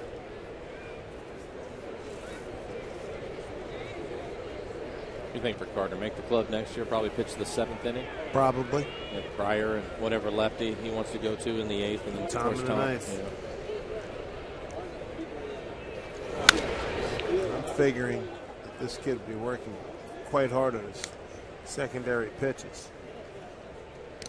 As we talked about the other day in Texas, if he ever gets that down where he's comfortable with throwing that breaking ball and good at it the way Wilhelmsen is with his 12-6 curveball, forget about it. Well, Tom has the good curveball, but the one thing that we've seen with Pryor is his ability to throw his slider now. And his slider, he struggled with it early, went down, worked on it, has come back, and since then he's really had a good slider. And I think we'll see the same thing with Carter. You can see that slider just a little bit flat, not much of a bite to it.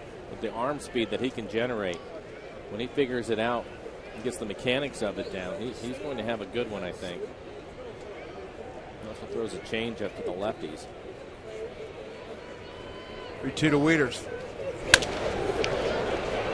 Saunders closing the gap. Couldn't see it. Couldn't see it. Couldn't see it. Tough break. You could tell by the way he was going at it that he was having a tough time picking it up. Tried to get down. You could see him lower his head, get a better angle. On E7. You can see him trying to get down. He just sticks his glove out there where he thinks it's going to be, and it looked like he hit off the heel of his glove. Right off his thumb.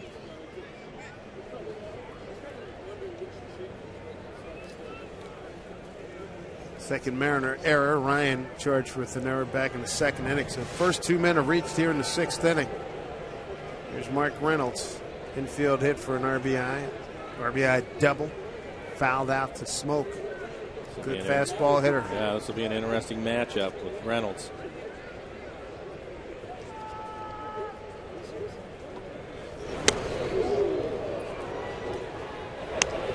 Ball 1. 99 miles an hour in tight. That'll keep you loose. I think the Orioles have done this year with runners in scoring position, having a good night tonight, 6 for 11.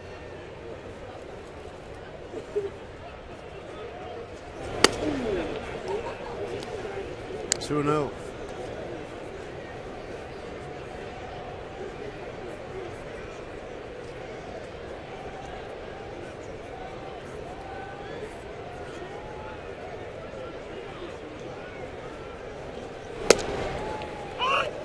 Back with a strike.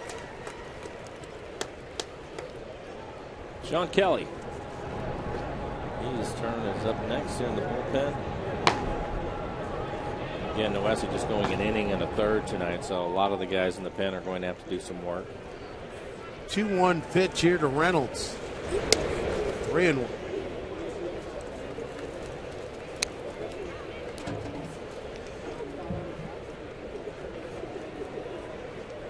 Carter so far, 31 pitches, 15 strikes, 16 balls. Only had 1 first pitch strike out of the 8 hitters that he's faced. You have to remember, too, as a young man, hasn't been pitching for very long. Converted catcher. 3-1.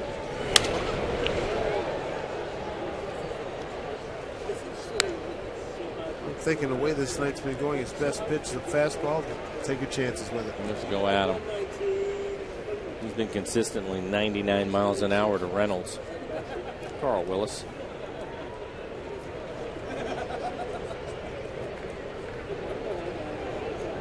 Get your share of these games from on either side. Have a lot of laughs. Breaking ball popped up. Ackley going back. And that's the first out of the inning. Big out. Here's your Mariners calendar brought to you by Sleep Country USA. 2 more with the Orioles. Day off Thursday. Rangers come in town. Last meeting of the season with them. Then a final road trip. 3 in Anaheim, 3 in Oakland, and then the Angels come to town and wrap up the season. Angels starting today, 7.5 behind in the division chase. Trying to stay in the thick of things in a wild card. Angels in a wild card are 2.5 behind Baltimore. Yeah, the remainder of the schedule is no bargain at all for the guys. It's tough.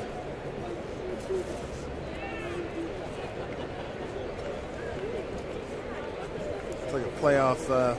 It's a playoff atmosphere a lot of your day. Something on the line for every team that the Mariners are playing. Bender for a strike.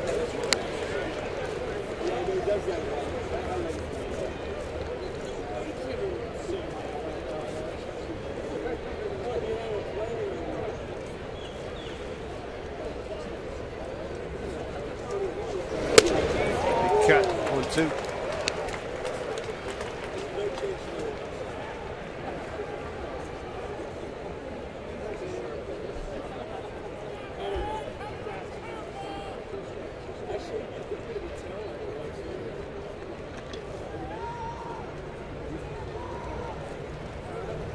Breaking ball. Coming in, Saunders, long run. Can't get it. That'll load him up. Saw the big swing. He was playing deep too, but his first step was back. It was fooled a little bit, wasn't able to make up the ground. Carl Willis coming out of the dugout, so he'll have a conversation with Carter Capps as we look at Michael Saunders coming in. Right about the time he started to slide, he knew he was in trouble. Now he's just trying to keep it in front of him. So we have a bases loaded situation with just 1 out. Indy Chavez is going to be the hitter. He's good contact guy, too. Tough guy to double up. He runs well. He's 0 for 3 tonight. The Orioles 6 for 12 with runners in scoring position. Make that 7 for 13 with that base hit.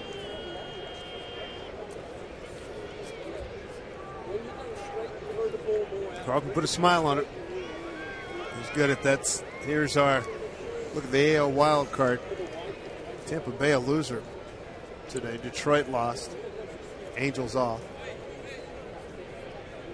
I can't count the Angels out. I just Nor think do that, I. Yeah, I think that they're just going to get in there somehow, some way.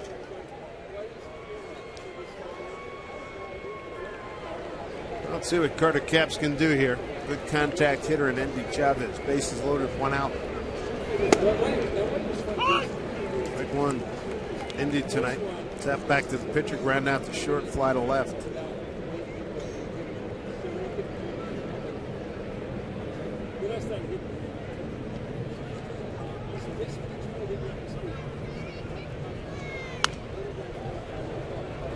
Pitch upstairs, 0-2.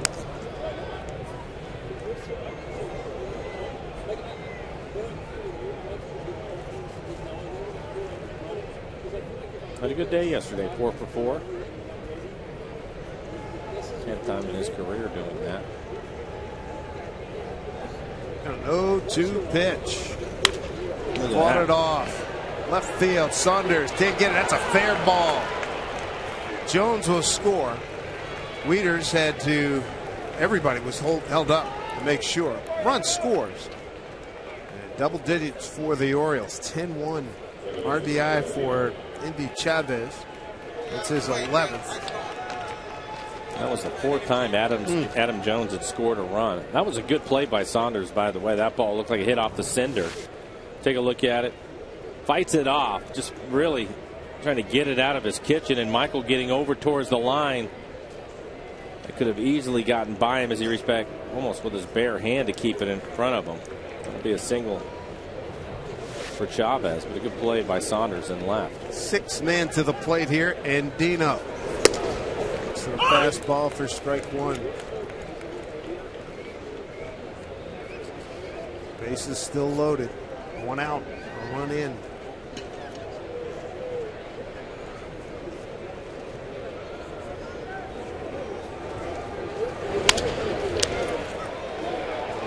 3 double play. They do. Well done. For the Orioles, get just the 1 run. They now have a 10-1 lead. This is well done by Carter Capps. Good strong throw, accurate throw. Both he and Jesus Montero. Orioles by 9.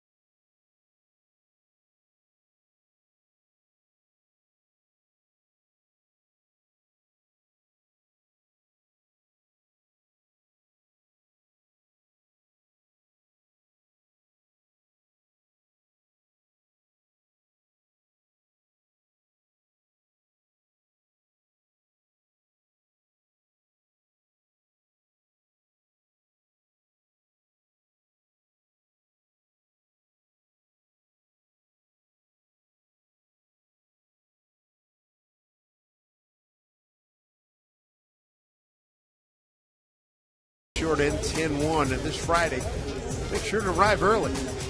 Watch batting practice and participate in Catch and Win. Simply catch one of the dozens of specially marked baseballs, and you're able to redeem it for a Mariners autographed baseball. It's all part of Fan Appreciation Night here at Safeco Field. Get your seat, join in on the prizes and surprises. One of the biggest nights of the year. Go to mariners.com/fan. Chris Tillman still just cruising along.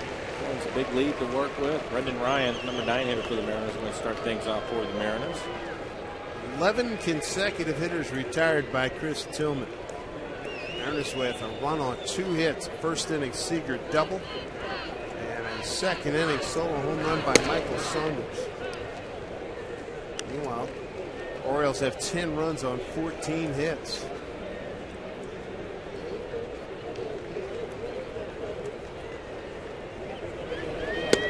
Sounds like that ball that Saunders lost in the lights are going to change into a base hit, which they should. If you can't see it, you know, hello, we've had that discussion before. And now they can expect you to catch it.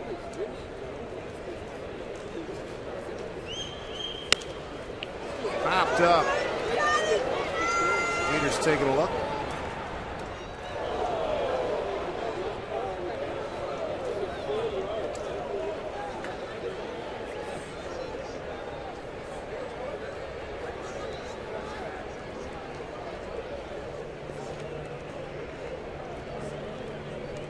That ups the hit total to 15 and takes an error off the board for the Mariners. So 10 runs on 15 hits for Baltimore.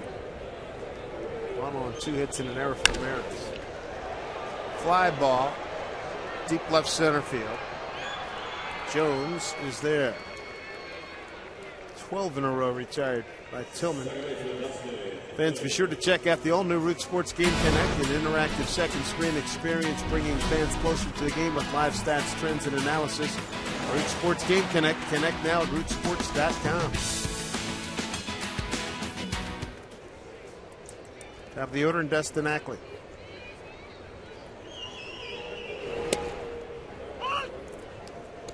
Strike 1.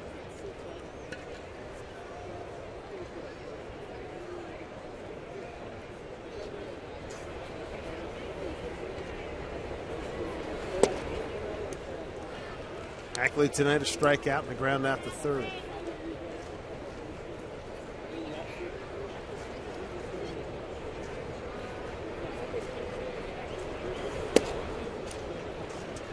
2-1.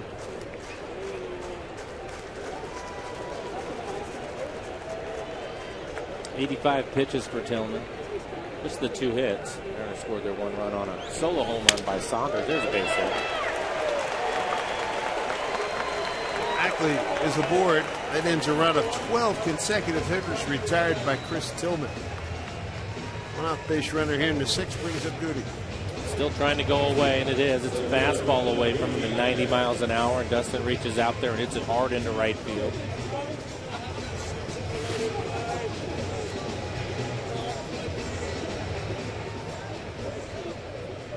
Gutierrez fouled out to the catcher, popped up to short.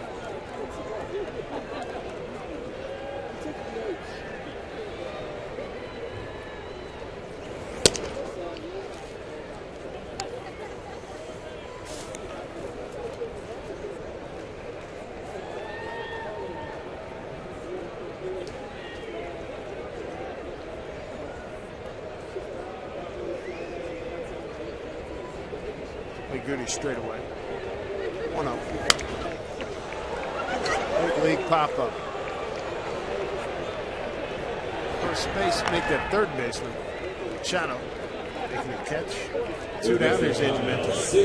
Hey guys, Root Sports is everybody's new home for Big Sky football, and it kicks off this weekend. So make sure you're here for it. It's presented by your local Ford store. Live action gets started with Northern Arizona taking on the Montana Grizzlies at 12:30. Both teams won in impressive fashion last weekend. Montana beating up on Liberty 34-14. Northern Arizona hammering the Fort Lewis Skyhawks 69-0. So join us right here. All the action getting started at 12:30 this Saturday. Guys? All right, Angie, thank you. Kyle Seager, 2 outs, man aboard. Kyle 1 for 2. Hit a double in his first time up. Came in the first inning with 2 outs. Average, trying to get it back up to where he had it. He was in that 270, 280 range, and then he went through a little bad slump. I guess it was about 3 weeks, huh, Dave? His slump, and then he's come right back. His average at one point was down to 238. So I think the thing I'm going to remember most about his season, his ability to come up big, 2-out RBIs. I mean, that number's just been fabulous all year. Well, when you consider this is a club that has struggled to score runs, and here he sits at 81 RBIs. Exactly. There's a real chance to get into the 90s with his RBI total in his first full season at the major league level. That's really good.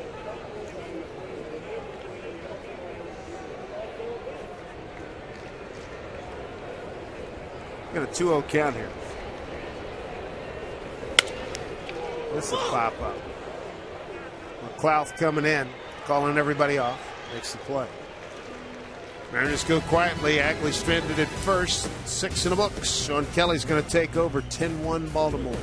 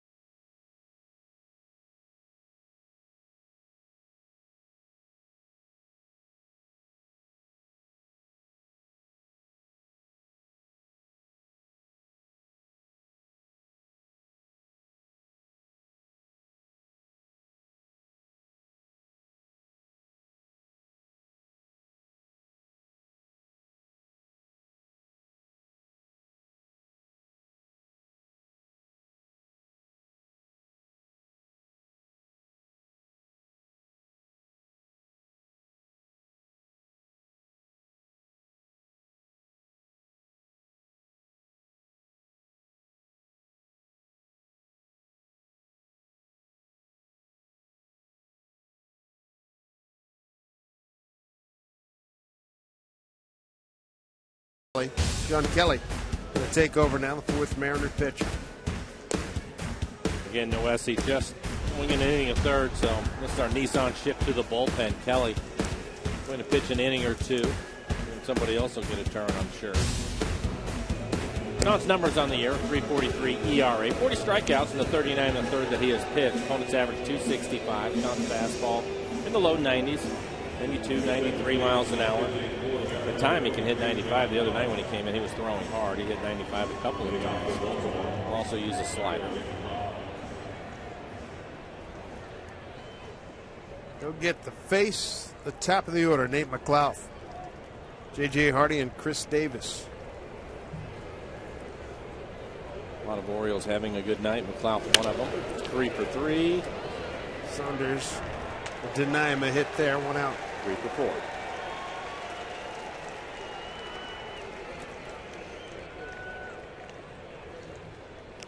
Bring up J.J. Hardy. Hardy's 1 for 4. Scored a run and driven in a run. Shortstop for the Orioles. 21 home runs. That's a great pop for a shortstop. Well, hitting second in their lineup. We have 5 hitters in a row with 20-plus home runs. Next home run for Adam Jones will give him 30.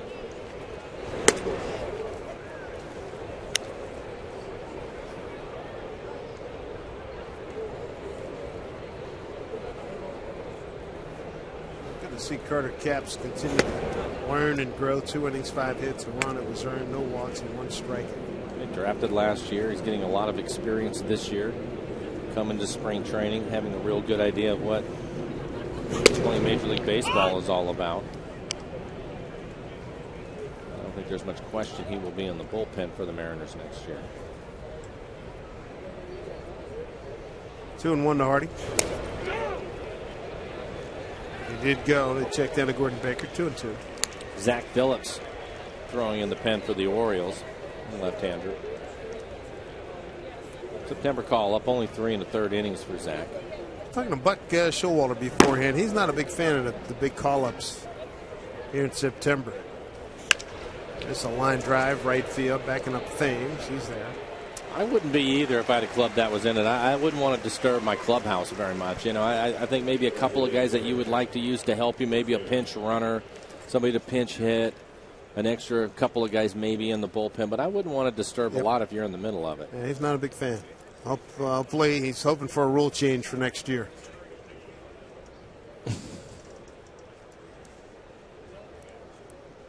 William Nathaniel Buck Showalter.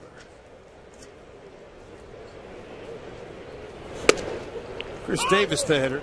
Davis has struck out 3 times tonight and also grounded out the second. Davis, one of 2 Orioles in the lineup, looking for his first hit.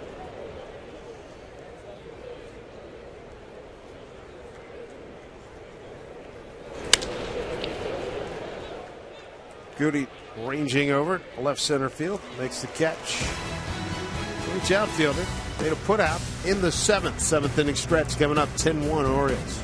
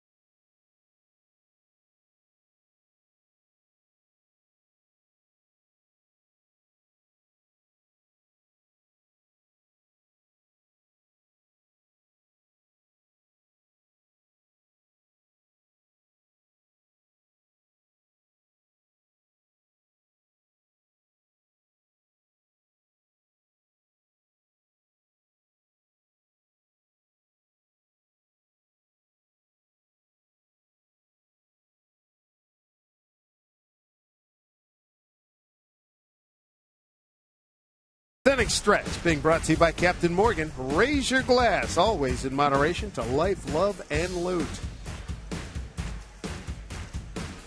Orioles tonight have unleashed a very potent offense, and it started from the get-go against Hector Noesi. First hitter, McLeod, comes up and hits a home run on an 0-2 pitch, hits a fastball out right down the right field line. McLeod, his 4th home run of the season. And then in the 4th inning, Matt Wieters turns around, hits right-handed. Franklin Gutierrez almost made a great catch on this, but it gets over the fence for Wieters, his 22nd home run of the season. And there you see it. All Orioles tonight. 10 runs on 15 hits tonight. Mariners 1 run on 3 hits. Their 1 run coming on a solo home run from Michael Saunders. Second time this month, Baltimore's put up a 10 spot. They did it at home against the Yankees back on September 6th. As you look at Zach Phillips, the new pitcher, in relief of starter Chris Tillman. Just 3 1/3 innings for Zach. This will be his 5th appearance. Couple of strikeouts, 2 walks. He's given up 1 home run on the year. First hitter is going to be Jesus Montero, then John Jaso, and Michael Saunders.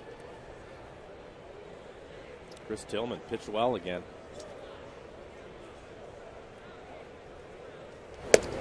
We've seen it all throughout baseball. Sometimes some pitcher just owns you, and this is the case here.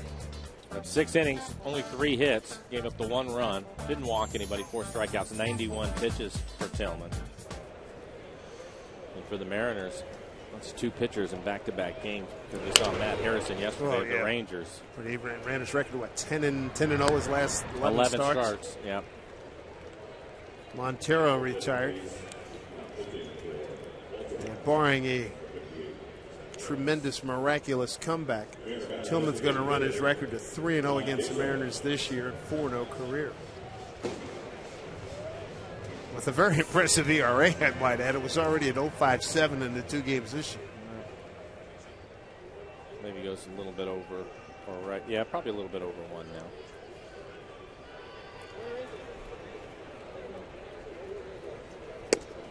We're going to John Jaso. Jaso fly to center and hit a hard line drive to the second baseman. 0 for 2.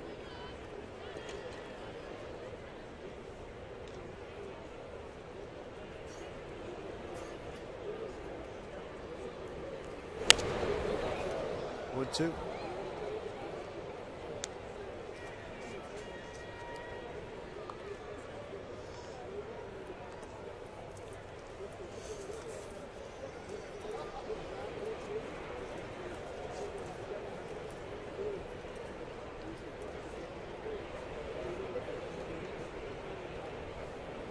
One, 2. Breaking ball misses. Chris Tillman, outstanding against the Mariners in 3 outings this season. 2 earned runs. Yep, 8 1/3, 7 1/3. Probably would have pitched more if the game was closer tonight with the way that he was going, but such a big lead, getting the young left-hander a chance to pitch here.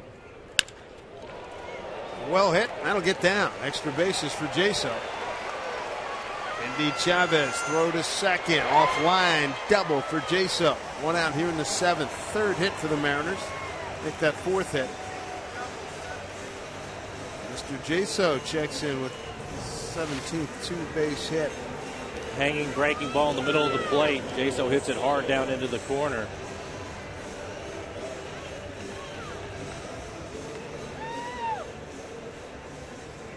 He just doesn't give at bats away, does he? Not at all.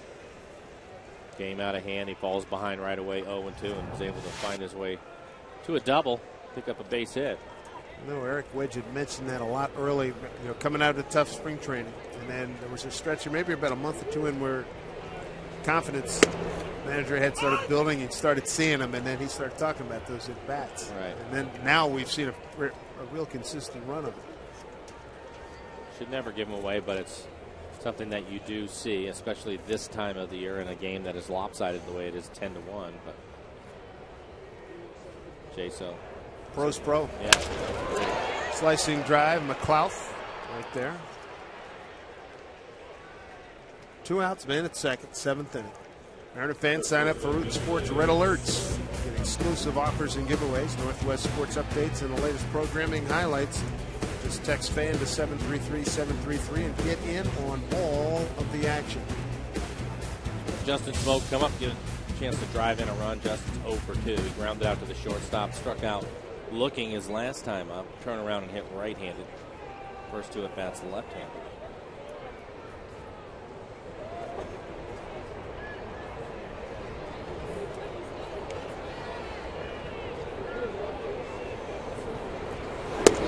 Inside, 0-1.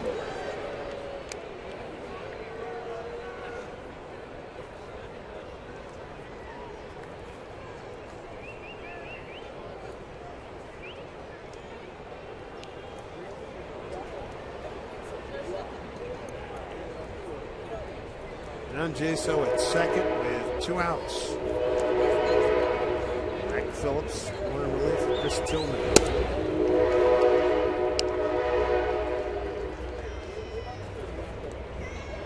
Phillips 6'1", 190 out of Sacramento, California. Lives in Galt, California. Turned 26, or will turn 26 in 4 days.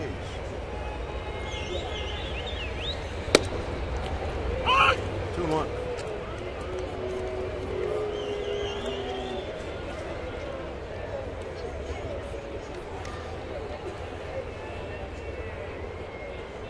Smoke, a former Texas Ranger, and so is Zach Phillips. Phillips came over last July 19th from minor league infielder Nick Green. Texas picked him in the 23rd round of the 04 draft. 2-1.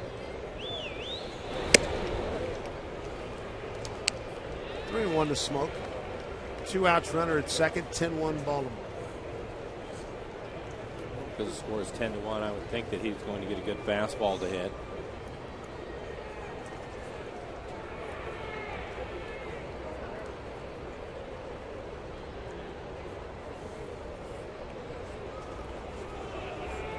Pitch.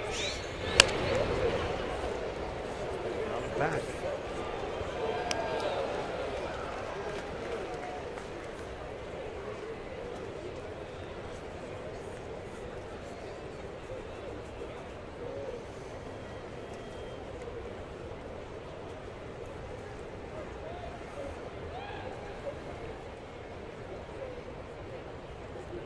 Two outs, runner at second. A full count here to Smoke.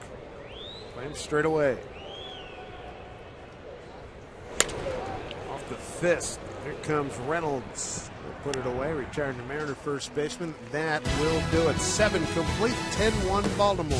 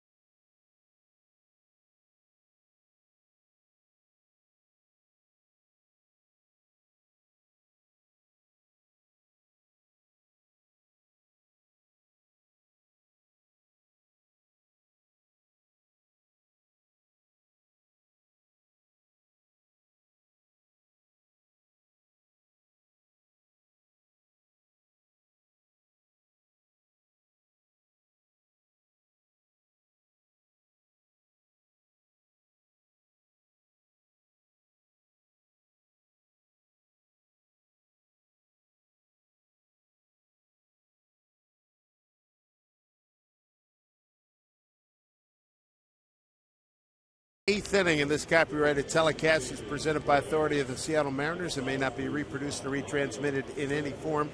And the accounts and descriptions of this game may not be disseminated without the express written consent of the Seattle Mariners. As is a manager's want in a game like this, down 10-1, get some other guys in the ball game. Eric Wedge has done just that. Trayvon Robinson in left. Michael Saunders goes from left to center. Gutierrez out. The infield, you've got Liddy at third, Trienfeld at shortstop, and Kawasaki's at second base. Adam Jones is going to lead it off here against Sean Kelly. Crazy good night for Adam Jones. So a breaking ball for strike one. Walk run scored, infield hit RBI, double to right, single to center. He scored 4 times. Seeing all these changes for Eric Wedge, I think that obviously in this game it makes it a little bit easier because it's out of hand. But it was interesting listening to him talk before the game today down in the dugout with everybody and just saying, you know, we're here to win games and it's important for these guys that have played all year to continue to finish this thing out. I would agree with that. And these are the kind of situations where Trienfeld and probably Liddy are going to get their opportunities to play. 0-2. Dirt.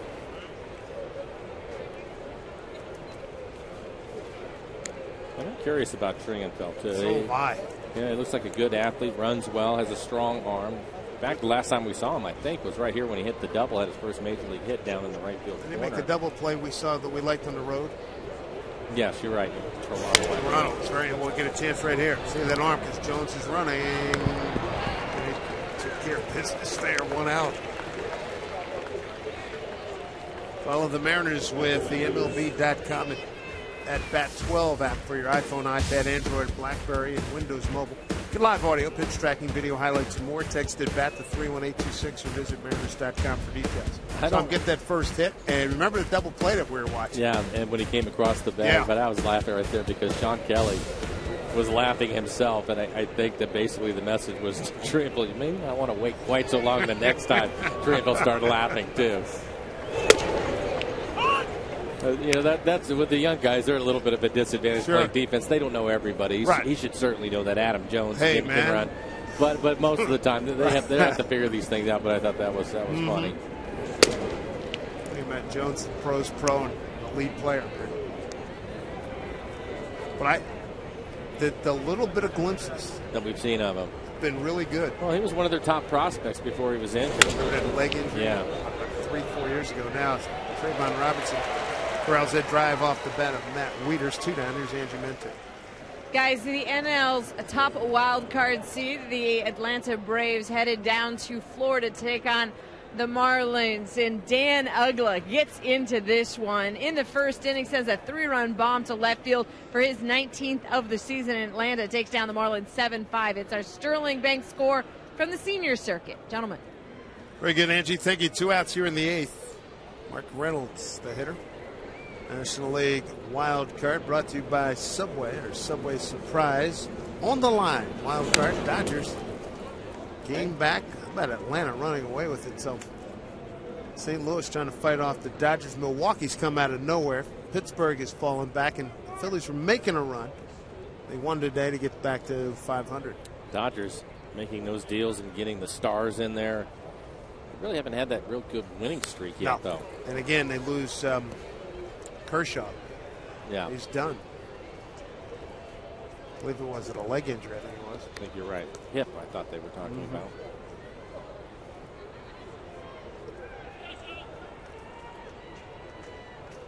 You can hear Kawasaki all the way up here in the booth. Talking it up in Japanese. 0-2 here to Reynolds. Tom Grieve, TV announcer for the Rangers. I was talking to him in the hallway when we were in Texas yesterday during the rain delay. And he was laughing. He goes, I really haven't seen him play, but I love that guy. He goes, just watching him bounce around. He came on the pinch run, remember? He had the big lead, and then he did the push-up again. It was great. It was great. Tom thought it was awesome. He loved it. 1-2. Swing and a miss. Good pitch by Kelly. There's that slider. There's 1-2-3 go the Orioles in the 8th. 8-9-1 in the order coming up for the Mariners.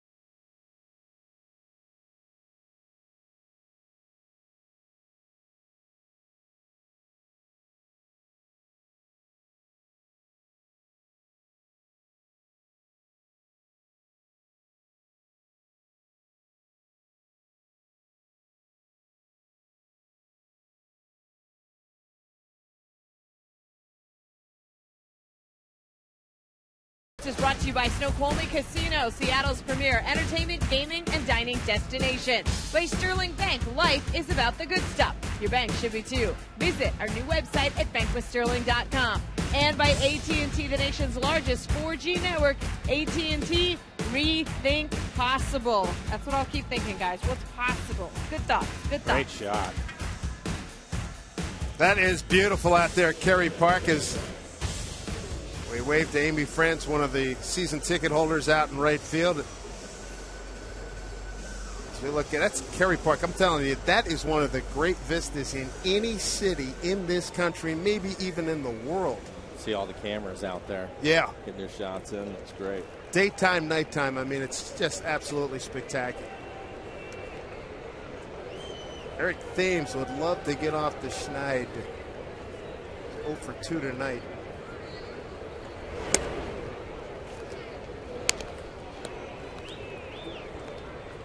Zach Phillips in his second inning of work.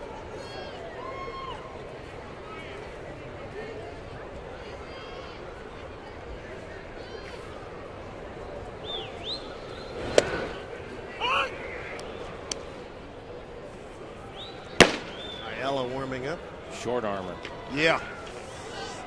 Strange delivery. Just you can see that. Looks like he's throwing darts. Ball gets up on him in a hurry, right? If he's 94.5, short action on that arm, he probably hides it well too, right? Yeah, it comes right out of your teeth. He has a little bit of a turn too, not quite like this, but a little bit, just right from his ear.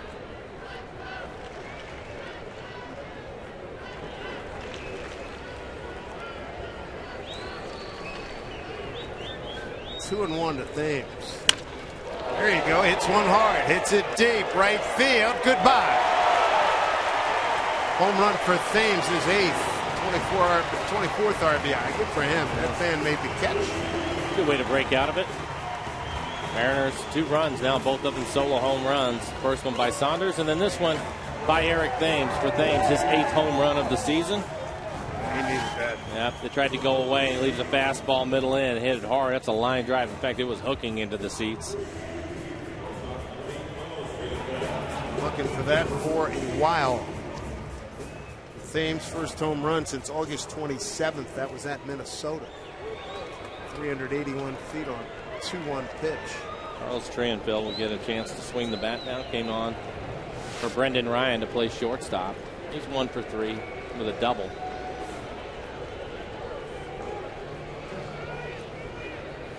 Interesting how he holds his bat parallel to the ground. I tell you, keep your hands loose, and they certainly are. It's a good way to break out of it. He needed that.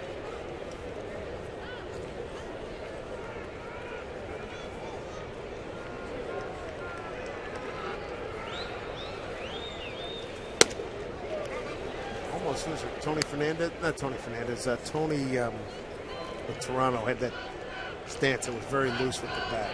Not Tony Fernandez, but okay. George Bell. George Bell. I just had it in my head and I just lost the visual. I can't remember the guy's name.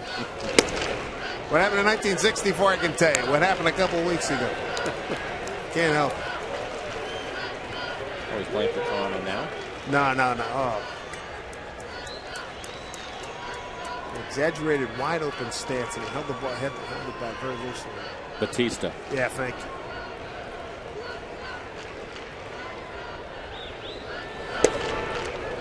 All right, he had that exaggerated wide open stance. He could hit. They did a bunch of home runs. Pole hitter, dead pole hitter. Yeah. Kawasaki's on deck.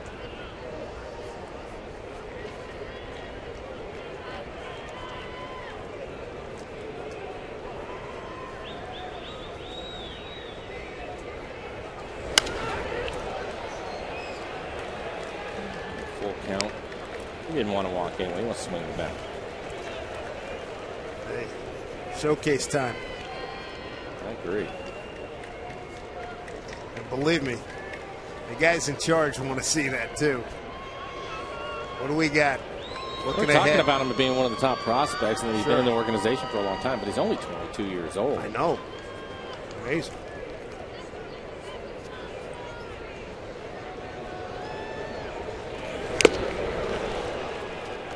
One down here in the 8th. 3-2 changeup. Welcome to the big leagues. Kawasaki now hitting for Ackley. Came in for defense.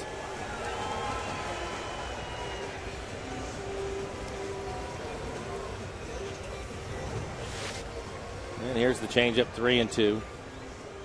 Probably saw a lot of fastballs in the minor leagues in that count.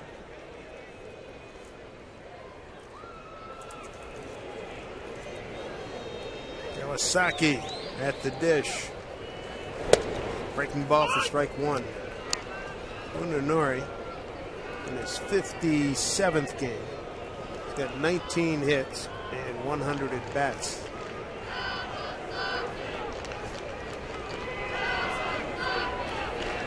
His little fan base cheering him on as he's going to ground out to the Orioles second baseman for out number 2.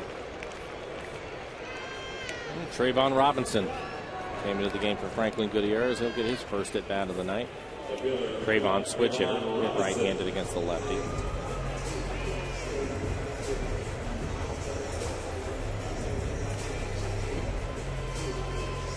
Two down, a run in on the home run by Thames.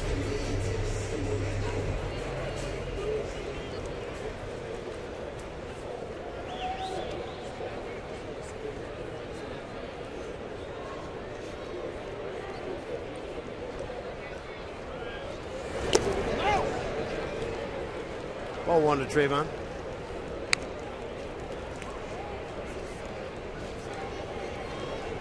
Steve Pryor heating up. He'll throw in the 9th inning.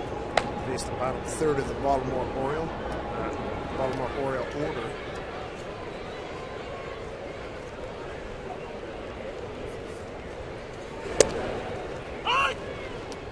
One and one.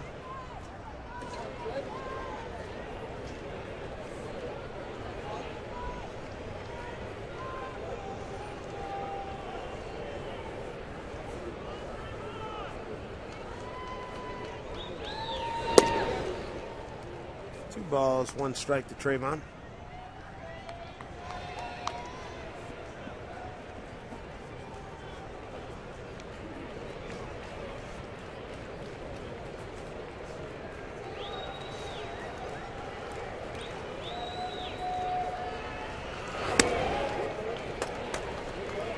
Trayvon go to work here. 3-1. 2 outs.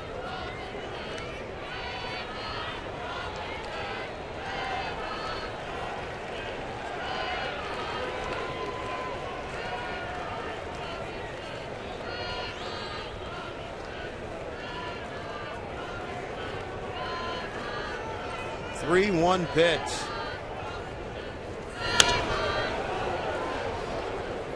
Is it back? I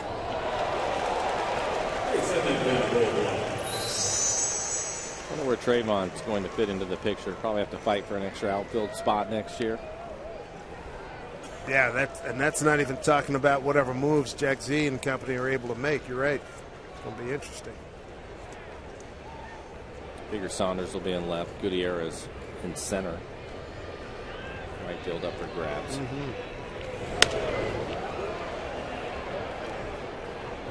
Gotta love the speed dimension that he brings. Certainly, Trayvon's approach is good. The approach at the plate's a lot. You've seen growth from last year. Oh, I think so. I think he has a better idea of what he wants to do and what the expectations of him up here are. In the minor leagues, he had some years where he hit some home runs. You know, in Albuquerque that one year he was upper 20s. 26. Yeah. 3-2. Good at bat here.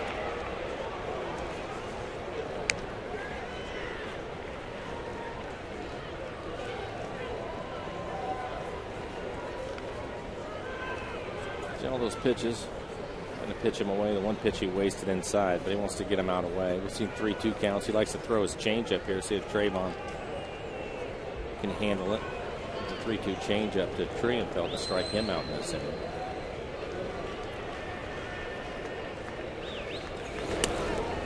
Lay off that pitch. Nice job. 2-out walk.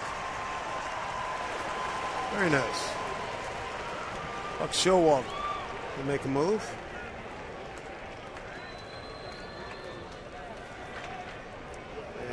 Luis Ayala is going to take over when we get back. 8th inning, 2 out, 1 on, 10-2 Baltimore.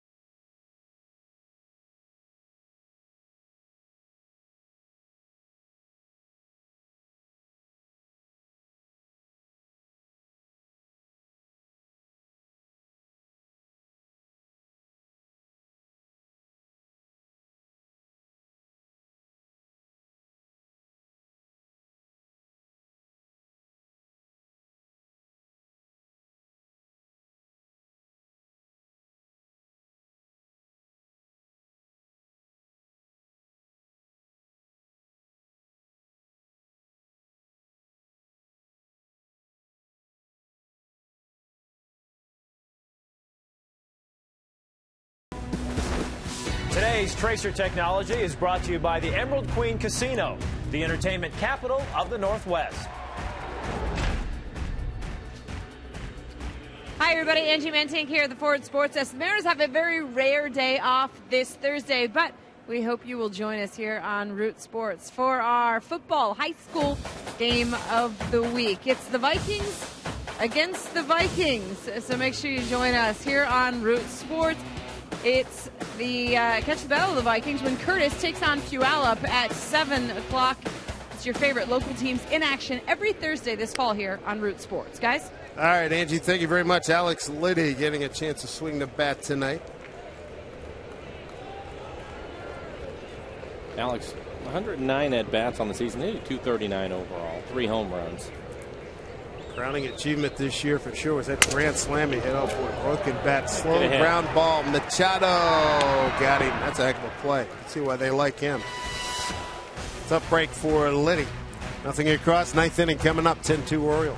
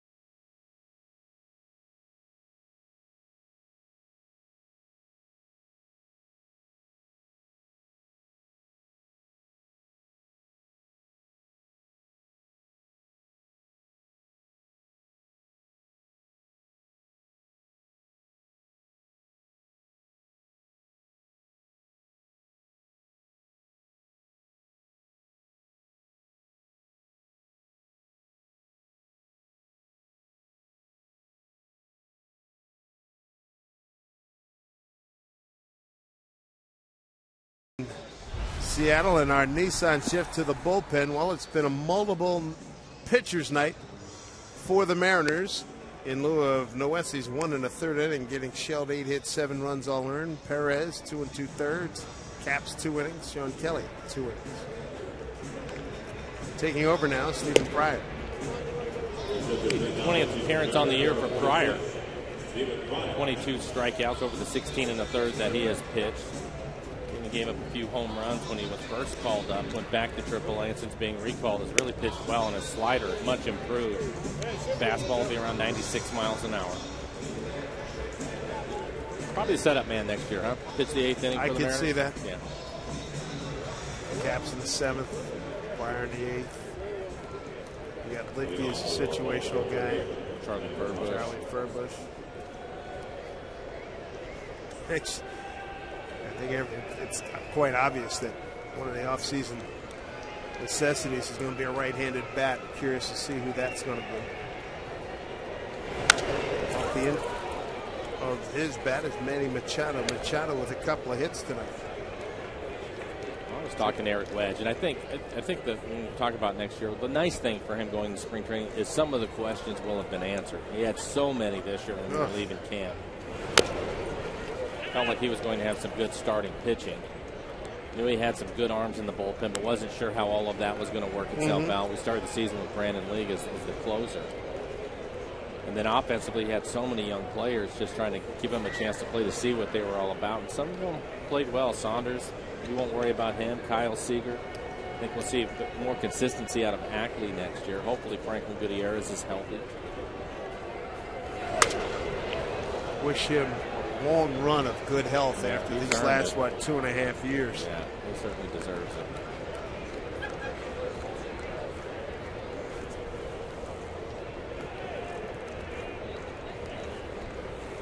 Oh, and 2 here to Machado.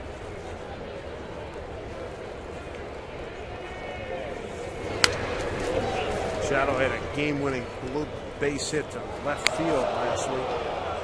Won a game for the Orioles, scoring Adam Jones. Right, young prospect, as we talked about earlier, shortstop by trade, but they have him at third. He's done a nice job.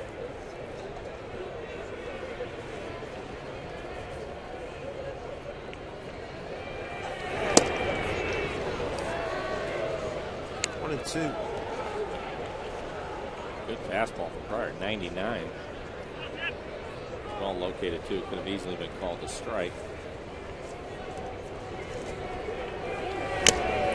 Now, 98 miles an hour on that one. One out here in the 9th.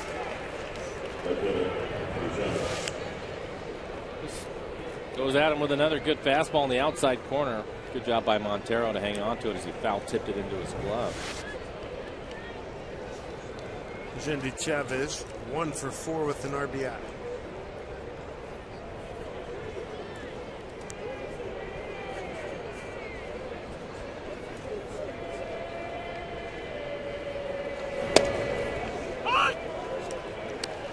Big one.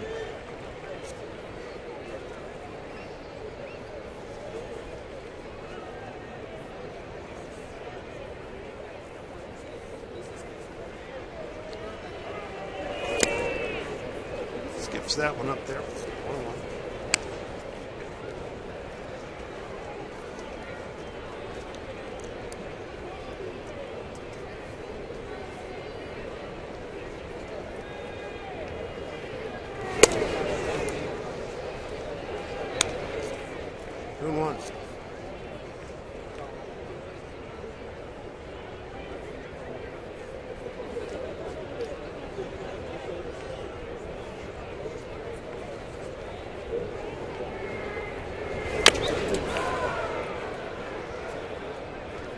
Balls, 2 strikes.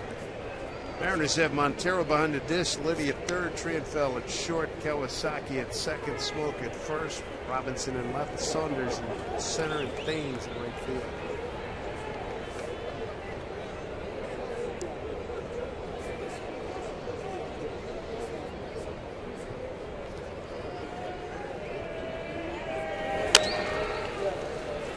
It's gonna be tough. Good play. Sure it was. Runs well. So many times when you see guys, pitchers trying to barehand that ball, they usually leave it on the grass. But this is a good play by Pryor. See Chavez running hard. given how he got run over by Betancourt, and this is a 10-2 game, last thing he wanted to know about was physical contact rating. He took a little bit of a right turn there. Yep. That's all right. As they say in the NFL, and it happens a lot of times in this game, that was a business decision.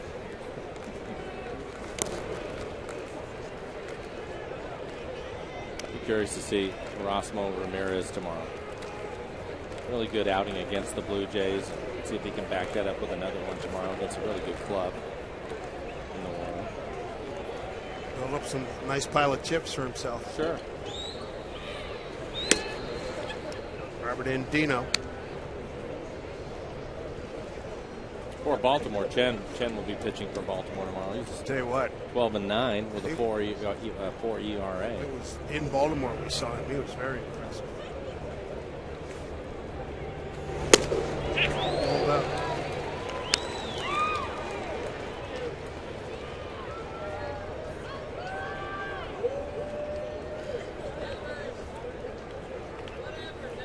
Ryan Chin back on July 3rd. That was here in Seattle. Young man went 7 1/3, 2 hits, 2 runs, all earned, 9 strikeouts, no walks. Baltimore won that game 5-4. From Taiwan. Hey, McLeod on deck.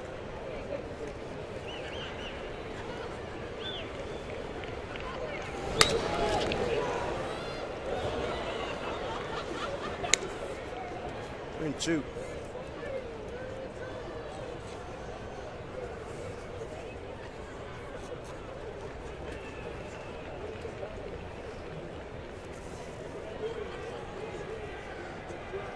Two outs, nobody on.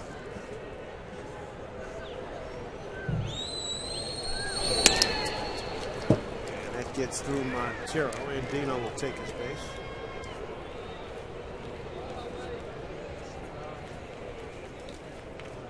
Talked a lot about Cy Young candidates in the American League, about the National League. Ari Dickey lost tonight. Gio Gonzalez has been sensational for the Nationals.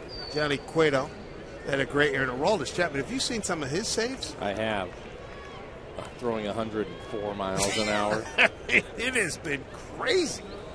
A lot of people, probably a month ago, were just going to hand it to Cueto, I think. R.A. Dickey started to struggle and worked his way back into it. As you mentioned, he lost today. But still has a good chance to try to win 20.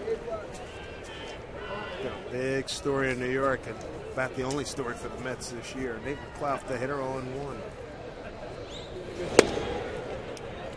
Cincinnati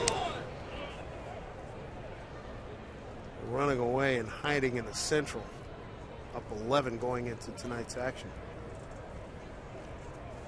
They were off today. Foul ball.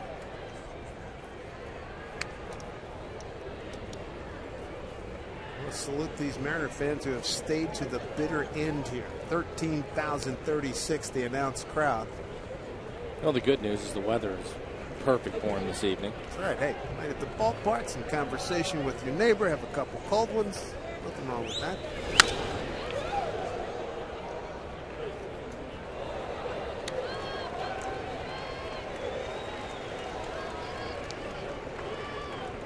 What, Washington Nationals? Who knew? Started 22 games over 500. I mean, they just made a joke out of that division.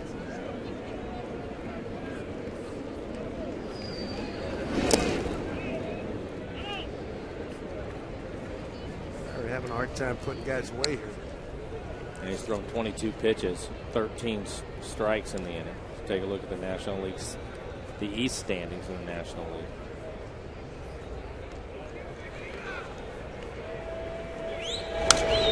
Up this way, right into our high home booth here.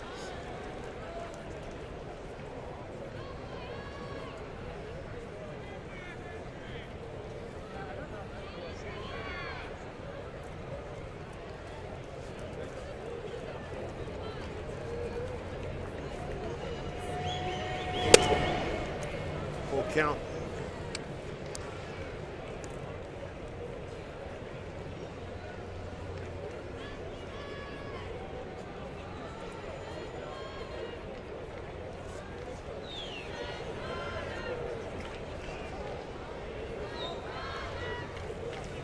3-2.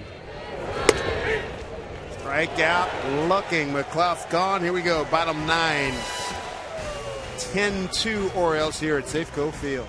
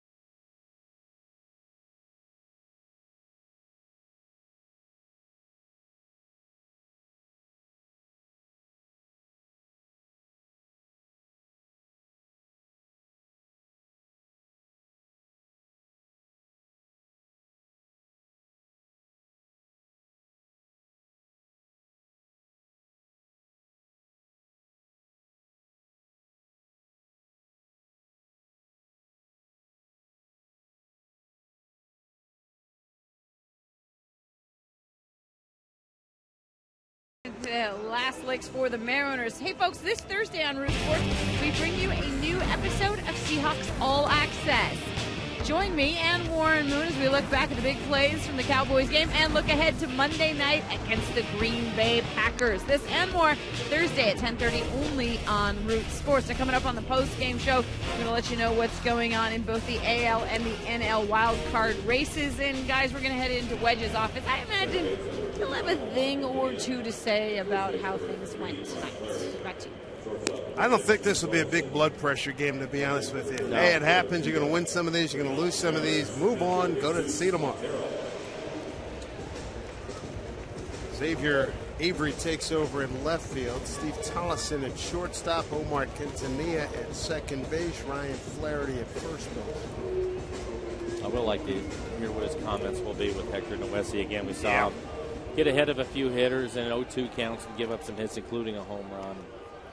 Things just didn't go well for him tonight. Taylor Teagarden, some new catcher. Bring up Jesus Montero. 0-for-3 for Montero tonight. Luis Ayala came on and got the third out of the eighth inning. Montero tonight 0-for-3. 2 runs tonight for the Mariners. Home run Saunders in the second. Leadoff homer by Thames in the eighth. The other, only 3 other hits beside those 2. Total 5.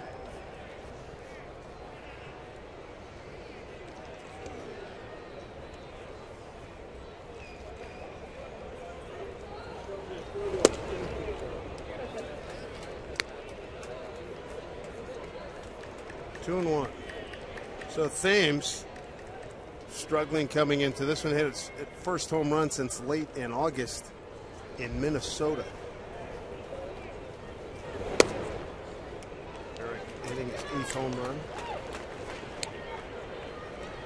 And his 5th as a Mariner. Chaso waiting on deck. He's 1-for-3. Hit a double his last time up, down into the right field corner.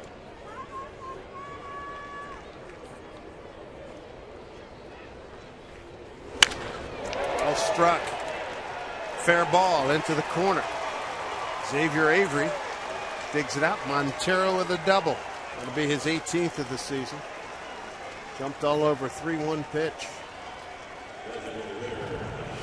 3-1 fastball in the inside corner. Raked it down into the corner.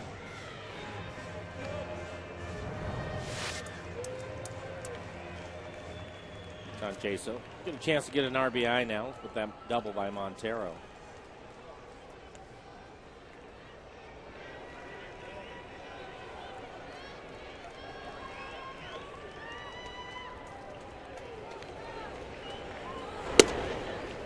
Strike one to John.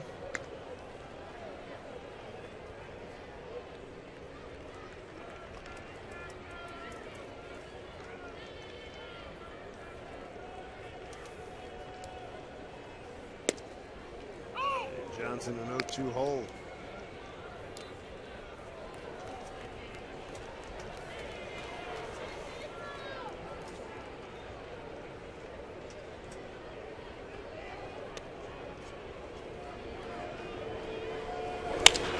Well hit, right field. Goodbye. Home run for John Jaso. He jumped on that pitch. He's behind 0-2. It's a 2-run homer. Makes it a 10-4 ball game. We talked about it earlier with John. He's just not going to give away at bats. 10-2. They're in the bottom of the 9th inning. Middle of September. Just not going to give him up, and because of that, he ends up with a couple of hits, a double, and now this home run. Third home run tonight for the Mariners.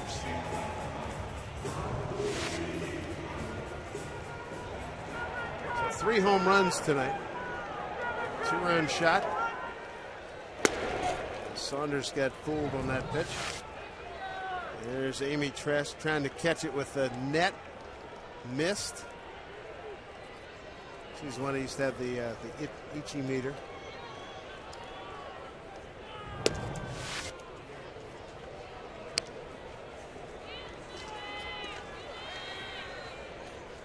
And the net missed. Good effort. Yes, it was. Very good effort. 1-1 to Saunders. This is pretty well hit. Deep right field. On the track and caught. Andy Chavez. Gave it a good ride. Yes, he did. Bidding for second home run tonight. Deep part of the ballpark out there in right center. That's 385. It's long gone out of ballpark.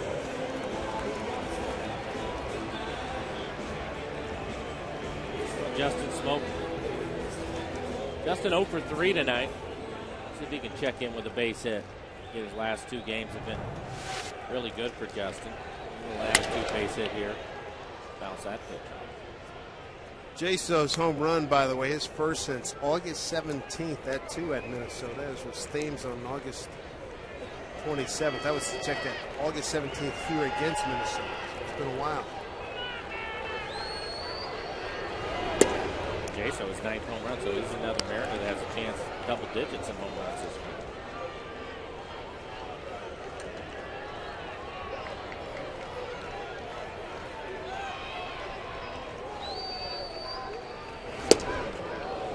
Two to Smoke.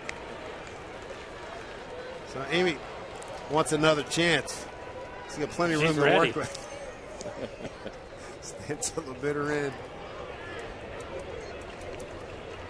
He's one of our ultimate fans this past weekend. 1-2 pitch. Line drive over the shift. Nicely done. Smoke. It's one hard. Gets a base hit.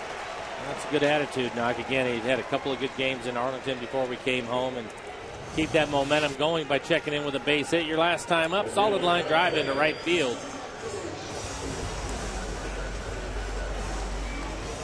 Showalter. Apparently has seen enough of Luis Ayala. I don't know. They didn't have anybody up in the ball. Check that. That's Rick Adair. Beg your pardon. Rick Adair, the pitching coach.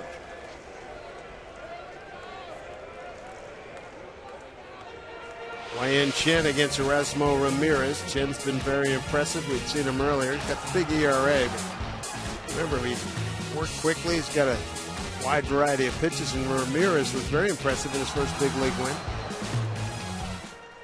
From Toronto, that was good stuff.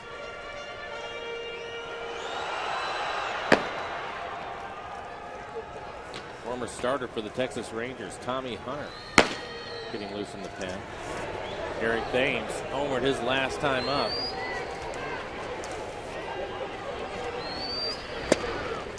Ball 1. Thames 1 for 3.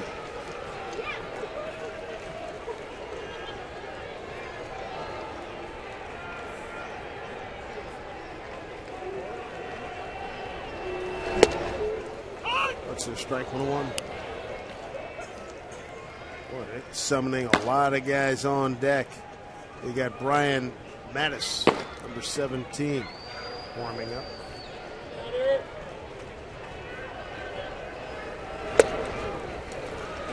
Two balls, one strike.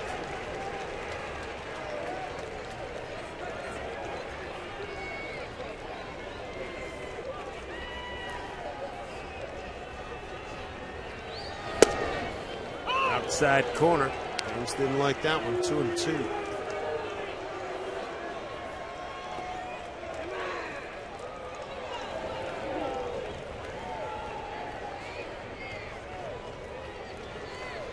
Electric Fames hanging in there out there in right field. 2-2. One out, one on. Second out. Two down. Second time Eric's Cade tonight. Two outs here in the bottom of the ninth. Trianville get his second at bat. Struck out on a 3-2 pitch first time. 3-2 changeup out in front of it. He'll get another chance here to check in with a base hit. He's only had 4 at bats since being called up. He's 1 for 4 with a double.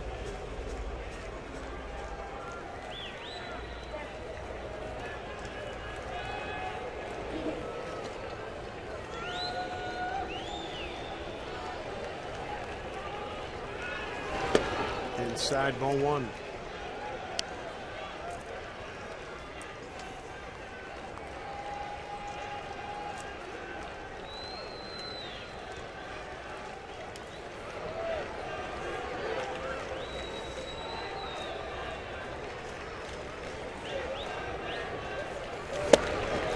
One.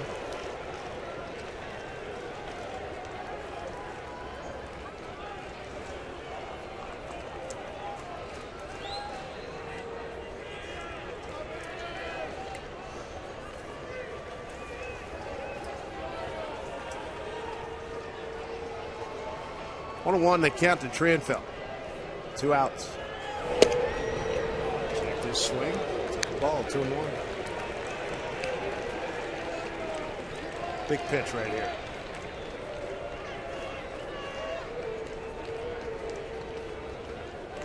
See if he can get a base hit. 10-15-0 for the Orioles. 4-8-1 for the Mariners. 2-1 pitch to Trianville. Worked him inside and missed. 3-1. Kawasaki waiting on deck. He had 1 at bat, grounded out to the second baseman.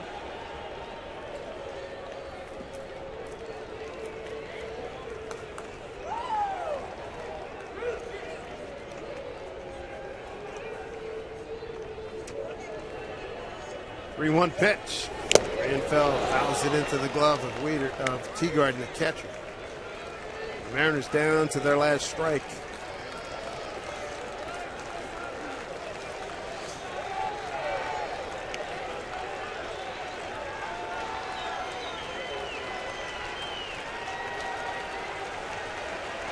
Early on, it got away from the Mariners.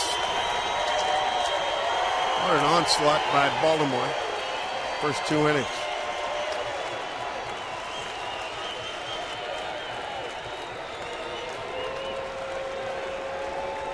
Ayala ready. 3-2 to Trianville. Chop foul. He's just stayed in on his hands with fastballs. He hasn't even thought about throwing a pitch on the outer half of the plate. Look at all those pitches inside.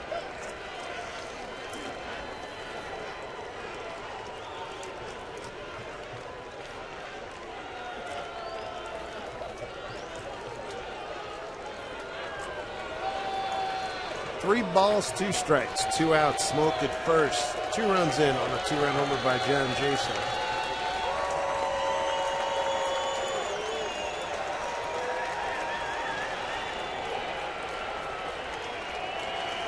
Here we go, 3-2. Off-speed pitch, and he hooked it foul.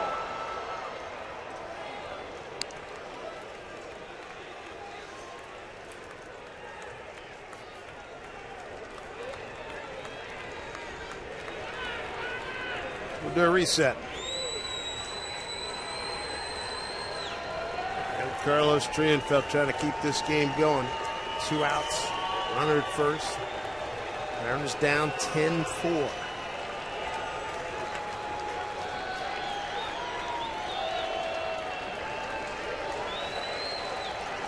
Three-two.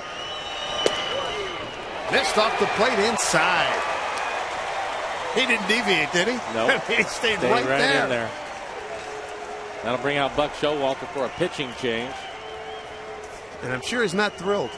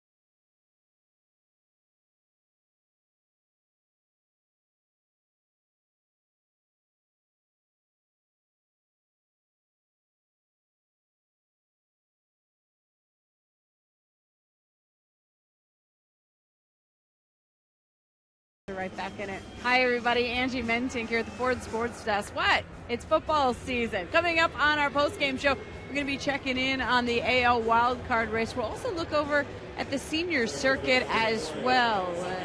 That's where we had a fantastic outing by R.A. Dickey and Cliff Lee going at each other. A couple of former Mariners. We'll let you know how that ended up. But right now, we send you back upstairs to Dave and Mike. Guys? All right, Angie, thank you. A couple of runs on the board for the Mariners. 2 runners aboard, 2 outs. Tommy Hunter pitching to Kawasaki. Slaps one foul. Numbers for Hunter, 125 and 2/3 inning, former starter. 72 strikeouts, 26 walks. Opponent's average high, 304 against Hunter. He's given up 32 home runs this year.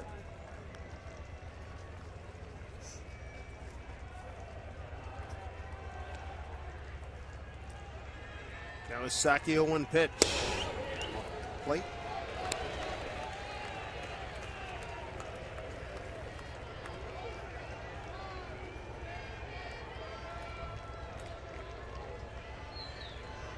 Hunter, a different pitcher coming out of the pen. Those first 2 fastballs at 98. Up the middle, base hit. Smoke's going to be held up. Bases loaded. Kawasaki with a base hit.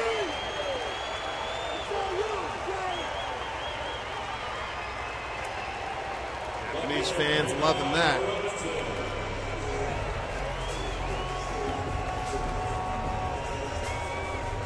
How about this? Well, you were right, too. I'm sure that Buck not happy that his guys in the bullpen out throwing strikes because now he has to get his closer up. I'm sure he thought he was going to get a night off. Trayvon Robinson, 8th man to the plate here in the 9th inning. Jim Johnson. He's had a great year for Baltimore. Certainly has. Got fooled on that pitch, strike one. Trayvon came on to hit in the 8th inning. A bunch of changes made by Eric Wedge walked first time up. Got 10-4 policeman's delay game here. Strike 2. Jim Johnson. Furthest thing from his mind that he was going to get in this game. I'll guarantee you that. Probably had his shoes off out there. Right. Clark didn't plan on having to make that call. Trayvon behind 0-2, 2 outs, bases loaded. 10-4. Staying in on his hands. Tommy Hunter. He's throwing hard. Yes, he is. I think he's throwing angry, too. When we saw him as a starter with Texas, he was typically 92 to 94, wasn't he? Mm-hmm.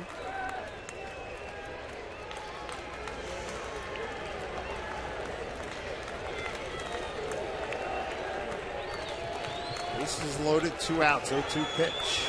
Striking out, and that's the ball game. 10-4 final. Orioles pick up a half game on the Yankees in the American League East. So now Baltimore a half game out.